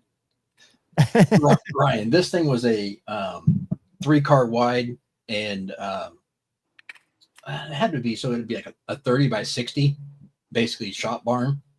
Nice. Kind of probably like the size of meatheads. And no dust collection, shit everywhere. Sawdust covered the entire floor. He's in there smoking the entire time. But, I mean, flash fire waiting to happen. They were cowboys back in the day. Oh yeah, dude, fucking turpentine and fucking varnish and all that stuff just everywhere. There's no cabinets for all your chemicals. And not a fire extinguisher inside. Oh God, no. We got a water hose for that. Right. No respirators. Yeah. Oh, no. I never saw a respirator or glasses in that entire place. Maybe an occasional bandana. Yeah. That's hardcore, That's dude. just took sweat out of his eyes. And to wrap his snub off in his finger. He probably just tied it off. Dude, He probably finished what he was working on. Go to the hospital for it. He didn't go to the hospital. No. Javon, I gotta go. The wife and kid just got Hey, home. dude, so thank you for I gotta stopping by. be a dad and stuff. Be like responsible. And Do stuff. that. We're about to get out of here because it's almost said faction time. Jason, I appreciate Hey, you Jason. more than you know, dude. Awesome, Jason, man. very nice to meet you, man. You do. It was nice to meet you. Deals. Yeah, I'll. Did you say you messaged me? I did. I messaged you. Just holler back at me. I will. Thank you, guys, man. Have a great weekend. You too, buddy. All right, brothers. Go Thank love you. your family. See you. All right. Bye-bye. Bye. Yeah, dude, it's always great when he comes by. Cool dude, man. Absolutely. And talented as shit. We're talking about him. He's still there trying to bail while we're talking about him. Oh, he is still there. Kathleen, you're exactly right. He does. And when I first started talking to Jason and knew that level of tattoo work he does, he puts the same type of skill set into his knife making, which to me is unique, the way he does all of his finishes and everything. It's just a different dimension. So Kyle, what are you working on this weekend? Finishing up some knives for Dang Ross, and then I've got some stuff I'm working on for 5-door. And then I'll be caught up, and then so hopefully by the end of next week, I will be free and back ready, open to take on projects. Nice. Ron, do you go back over on Sunday or do you go Monday morning? It just kind of depends on how I feel and how the job's going. Yeah. I'm actually trying to take this weekend off. I've got a job going in Calera, just a small project. So I'm probably not going to be back in Russellville until Monday. Yeah. But I'll be working here around town doing some odds and ends stuff. I got to get caught up in the office. Right. You still in 211? 201. 201. Yeah. I keep waiting on my phone to start ringing off the hook. After that live when Maddie was like, "Hey, Ryan's in 201 at Best Western," and you said, "Hey, are you in Russellville?" Like Stevie said, I knew I'd get a wake up call at like 2 a.m. So that's a great troll, man. I'm not even going to deal with it. I've been doing fairly well this past month. I was going to send something else. That's so funny, man. I think that's just so freaking funny. I mean, those guys are just the perfect trolls. You can just know that you've given a piece of information and doxed yourself and know that you're going to be hosed. On it. Absolutely. As they should. Yeah, I love it. I love those guys, man. No doubt. I miss the old days of Shane doing reviews and just doxing everyone, just opening up packages, just showing labels. Full addresses, full of labels. You're exactly right, man. It's hilarious. My favorite still have you seen his screwdriver review, Ryan? No. Oh God, dude. I need to go back and check his stuff out. Let me find it. Hold on. His old stuff. It's classic. And he's always, I mean, Shane was a master troll. He's a master troll anywhere. But when he did his videos, it was classic. Now I did go back and watch him try to put that Mannix back together. That was pretty funny. Oh, when he had Justin on the phone? Yeah. Oh yeah, that's classic. That was hilarious. I did find that one. That night it was freaking Panda was on there with them, and that was. Hey, and who was it that sent in the screwdriver set that was magnetic, but the screws were titanium? That was Terry sent him the screwdriver set, and he didn't even realize that they're titanium. Yeah, they're titanium. It ain't gonna matter. Shane's wisdom is so. That's what makes this so funny. Let me see if I can find it. Hold on. I'm scrolling. You got to go back and watch his old shit. It's classic. I used to love every time Shane video came up. It was must see TV for me because it was always a struggle for him, whether he was opening a box or heaven forbid trying to do a scale swap or something. God, where is it? He needs to continue doing that stuff. It's interesting. It's fun to watch. Oh, it's super, but man, it takes so much time. It's entertaining. Going through a bunch of mine knives. I think it was before that. Maybe not. Now he just does flashlight videos. Doesn't post them. All right, I'm looking for it. Y'all bear with me because I want to find this before y'all go. God, it's such a good video. The 5-door, I forgot about that. I need to know about that 5-door. Oh God. Controversial knife maker. That's not it. But Shane's conversation pieces were fantastic. Yeah, unboxing from GP Knives, Clark Custom Band. Yeah, he just doxes the fuck out of people. Ryan, he was using this tape measure he had at Meathead Shop, and it was a layout ruler or layout line tape, like marking yardages, like on construction sites. Yeah. And he cut out like these chunks of steel. And he's like, why do I only get so many? He actually cut them out on like the saw. It's like, why do I have less pieces than I was supposed to have? Then he went back and remeasured them. He's like, these numbers are off. And so it was just measuring like 1 foot, 1 foot, 1 foot. Is that what you're talking about? Yeah, he was cutting out like out of a stick of. He wasn't using a template. He was just cutting out like, okay, this is 8 inches uncut. This is 8 inches, but he didn't realize that the markings weren't 8 inches. It was it was 8/10 of a foot. Yeah, I got you. So he ended up, whatever he ended up doing, I can't remember exactly how it worked out, but whatever he ended up doing, he ended up yielding less. So he ended up getting one less knife out of this entire bar. So he wasted all that extra material. God, man, I can't find it. The yard marker is what it was. That was a live from the shop is when he did that. That was hilarious. God, I can't find it. And then there was some British guy in there arguing with me about it the whole entire time. I almost banned him. In Shane's chat? Yeah. Yeah, they use that metric system over there. No, because it wasn't metric. He was trying to explain it, and I can't remember exactly how it went down, Fodor. You probably remember better than I do. Scammer alert. I remember that. Fodor said his high school son spotted the issue. We were just dying laughing. God, I can't find that video, guys. Surely he didn't private it. Fodor makes his kids watch it as a warning to don't be like this. It's family time. Oh, wow. Go to school, get good grades. No doubt. What is it? Measure twice, cut once? Yeah. I'm the worst at measurements, at reading the tape measure. I mean, can't do it. The architect's ruler, that'll screw you up every time. Thanks for stopping by. Hey, Kathleen. Hey, I saw your email. Take out, sweetheart. She got her knife. She got her Shane knife in. I shared it earlier. That picture's gorgeous, dude. She sent me the picture too. Gotcha. Have a great evening. I'll see you over at said faction in about how many minutes? Well, we got about 10, 15 minutes. No, we got longer than that. Hold on, let me go backspace. You got a half hour. Yeah. 30 minutes and 5 seconds. I try not to miss those guys. Sometimes they're so late though that I pass out before they get what I was saying is I'll go from here.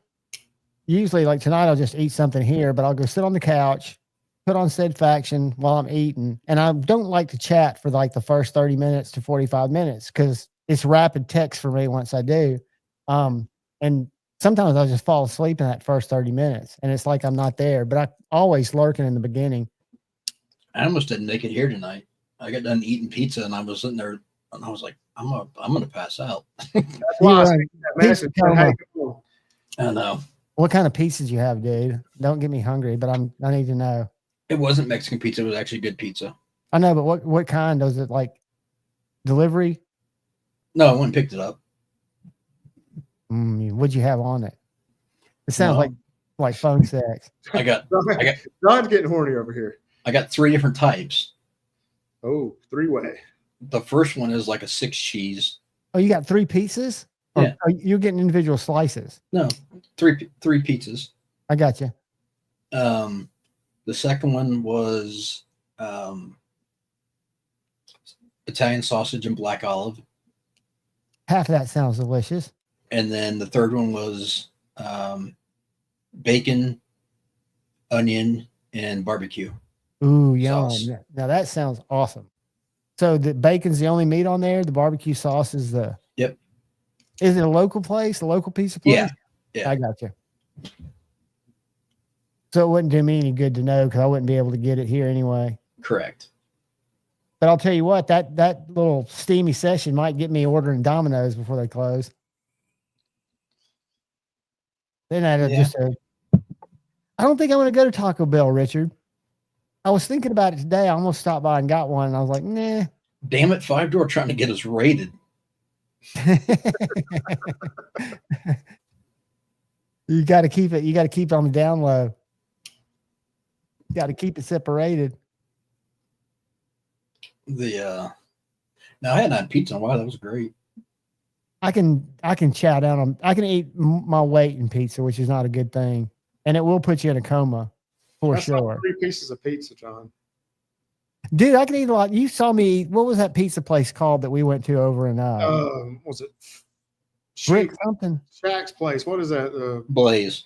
Blaze. Yeah, that place is good. it was, and I would eat that whole Crust, pizza. man, you can't get any better than that crust. That crust is really No, good. that crust was the bomb. I Yeah. can't And that eat first a lot guy of that was food. so friendly. We had the friendliest of friendly guys, and then we had the asshole who hated everybody by the He oven. did, man. He They were definitely like wasn't yin Blaze. and yang, right in the same workspace. He One guy was was like, not "Fuck Blaze. this place," and the other guy was like, "Man, it is the best day ever." Yeah, he was. You I'm could having tell a he beat blazed today. up. Remember Shane's like, how many people in here are blazing? He goes, everybody, man. Everybody blazing. And the guy beside him was like, fuck this place. We had so much fun there. We ate, how many times we eat there? Twice or three Twice. times? Yeah, Yeah, 2 or 3 times, yeah. Just twice. Twice, I remember. good stuff. I don't eat a lot, but I can eat like 3 or 4 pieces in one sitting. But then it's kind of like Chinese food. Then like 3 hours later, I go back and get 2 pieces, and then like 3 hours later, I go get back and 2 pieces. And I'll just nibble on that for like three days. And they do a special where they can get like 3 mediums if you go pick it up for like $8 a piece. Wow, man. So it's good You stuff. just call ahead and they got it ready for you? Yeah, That's a mad win. absolutely. Well, guys, you got any parting words, Kyle, for these lovely people that joined us tonight? I want to thank Jason for stopping by and Ryan for stopping by. I wish Dark Gravity could have popped in, but I'm sure he was doing family stuff. How was I know Ted? Shane's working. He's doing good. I haven't talked to him in a while. Yeah, he's doing good. Nice, Ooh, Scooter. I bet you were, Scooter. That sounds delicious, though. Y'all are making me hungry. So I'm going to tell y'all this. Look out for the guy or gal to your left. Get some good food tonight. Go see said faction. Look out for the guy or gal to your right. Look out for each other. Go forward with love in your heart. And always choose debate, not hate. I love y'all. Peace, guys. Later.